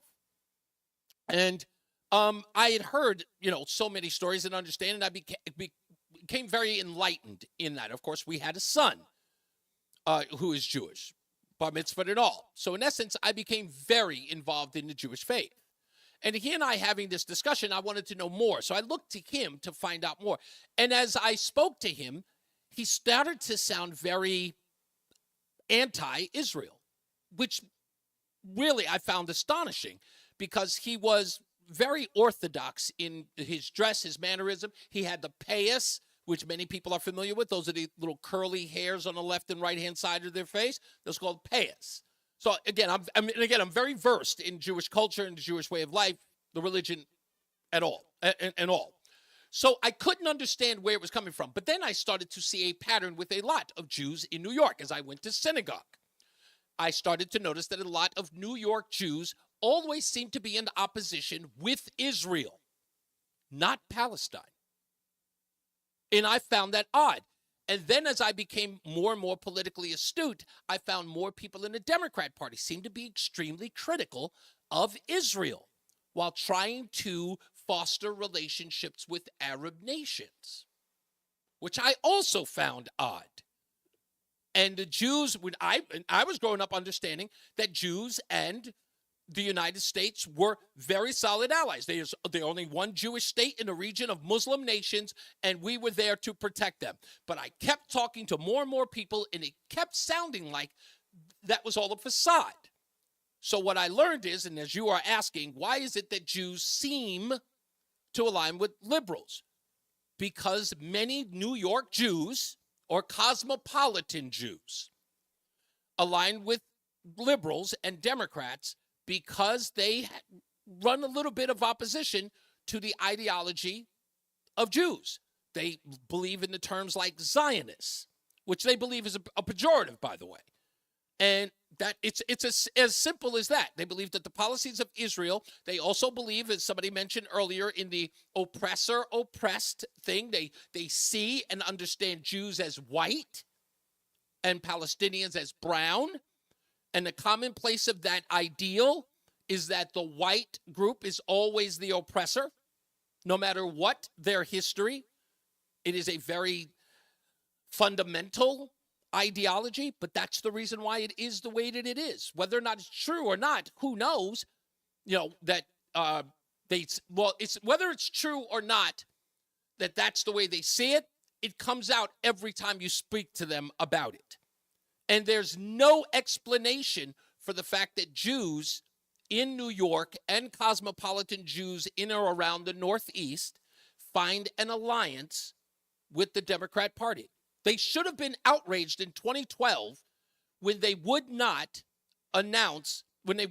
sign the proclamation at their convention that said we recognize Jerusalem as the capital of Israel. When they shouted no on the floor of the 2012 Democrat convention, That should have been a warning sign to Jews across the country that the Democrats were against it, but they never left.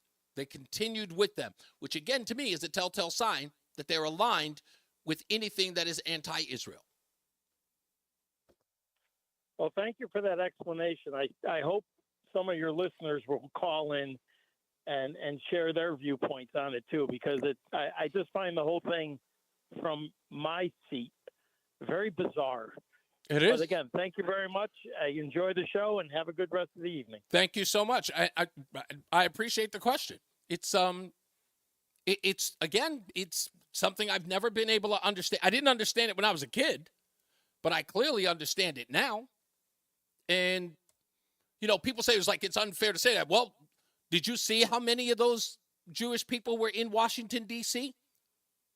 protesting the war? It was insane. But thank you. I appreciate you, sir. Thank you, Mark. Take care. Thank you, man. You too. Let's go to Stephen Waterbury. How are you, Steve? Hey, Reese.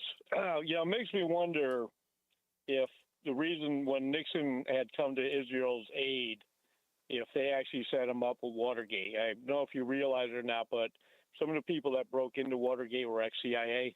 Yeah. And, this had something about like he didn't get his day in court that actually a guy who was an actor in Seinfeld, there was an article that I didn't have a chance to read today. Uh-huh. But I'll send it to you later on. But I'm wondering if actually, now that you're saying this, if Nixon wasn't really set up. Oh, no. Many people believe that Nixon wanted to get to the bottom of the JFK assassination, and that was another thing that the CIA had to get rid of him for.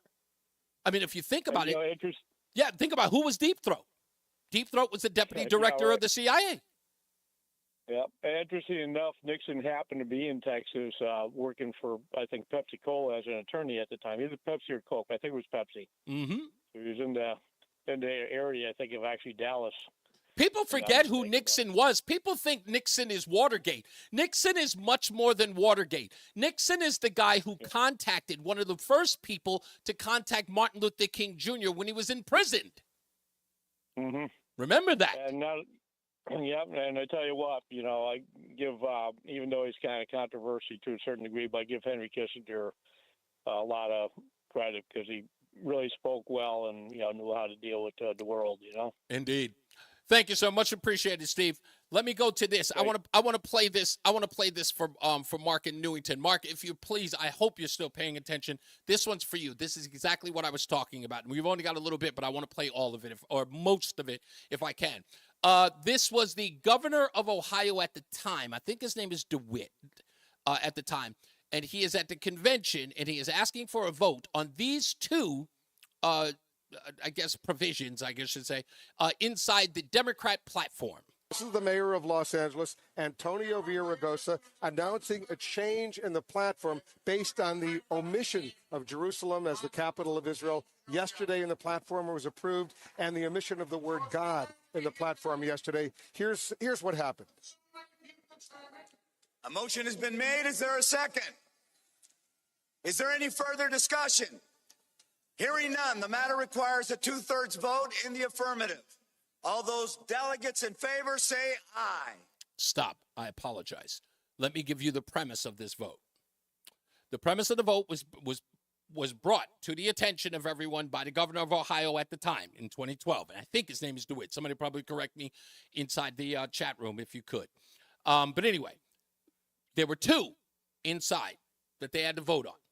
The first one was that God be entered into the platform, that said that everyone would achieve their God-given, their pursuit of happiness by using their God-given talents. So they wanted to enter God into the platform. The second was that they recognized Jerusalem as the capital of Israel. Those are the two. So here is the mayor of Los Angeles asking for a vote. All those delegates opposed, say no. It's a very audible no. So because, and again, it has to be a 2/3 vote. And for what they gathered in that crowd, it doesn't sound like a 2/3. Sounds like 50-50, maybe even 55-45. But they had to do it again. In the opinion of let me do that again. All of those delegates in favor say aye. All those delegates opposed say no. Doesn't sound like 2/3 now, does it? So they're given another opportunity to correct the record. 2/3 say aye. It's just to incorporate God and Jerusalem in our platform as a Democrat Party. We shouldn't be split down the middle here. But they were. So they couldn't let that go. They needed to do it a third time. This is embarrassing.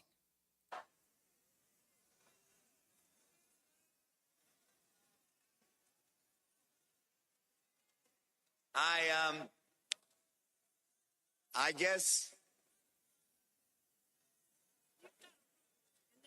Let them do what they're going to do. I'll do that one more time. Ugh. All those delegates in favor say aye. All those delegates opposed say no. The no's just got louder. In the opinion of the chair, 2/3 have voted in the affirmative. So he says they voted in the affirmative. We will incorporate God and Jerusalem inside of our platform. How do you think the delegates responded? Well, you don't have to guess. The motion is adopted, and the platform has been amended as shown on the screen. How awkward was that for the mayor of Los Angeles and the former governor of Ohio? That was a pretty, I don't remember something like, normally that just goes through automatically. Right. You don't need us to explain how awkward it was when you just played the tape and you could see the look in his eyes. He's not a parliamentarian. He's a mayor. He's a chief executive. And that was a ruh-roh. He's trying to figure out how do I get out of this mess. And for Governor Strickland, though, there's more fundamental questions for Governor Strickland. He's the co-chairman of the Platform Committee. Mayor Booker of Newark, New Jersey is a co-chairman of the Platform Committee. How did this happen? You take the platform from the last 4 years ago, you bring it into the room, and you say, do we keep this or do we change this? Somebody had to change it. You had to take the language out. It's not like it mysteriously disappeared. So we have any idea who did that? They knew, everybody knew in that moment, that the Democrat Party had stepped in it. It had finally revealed itself.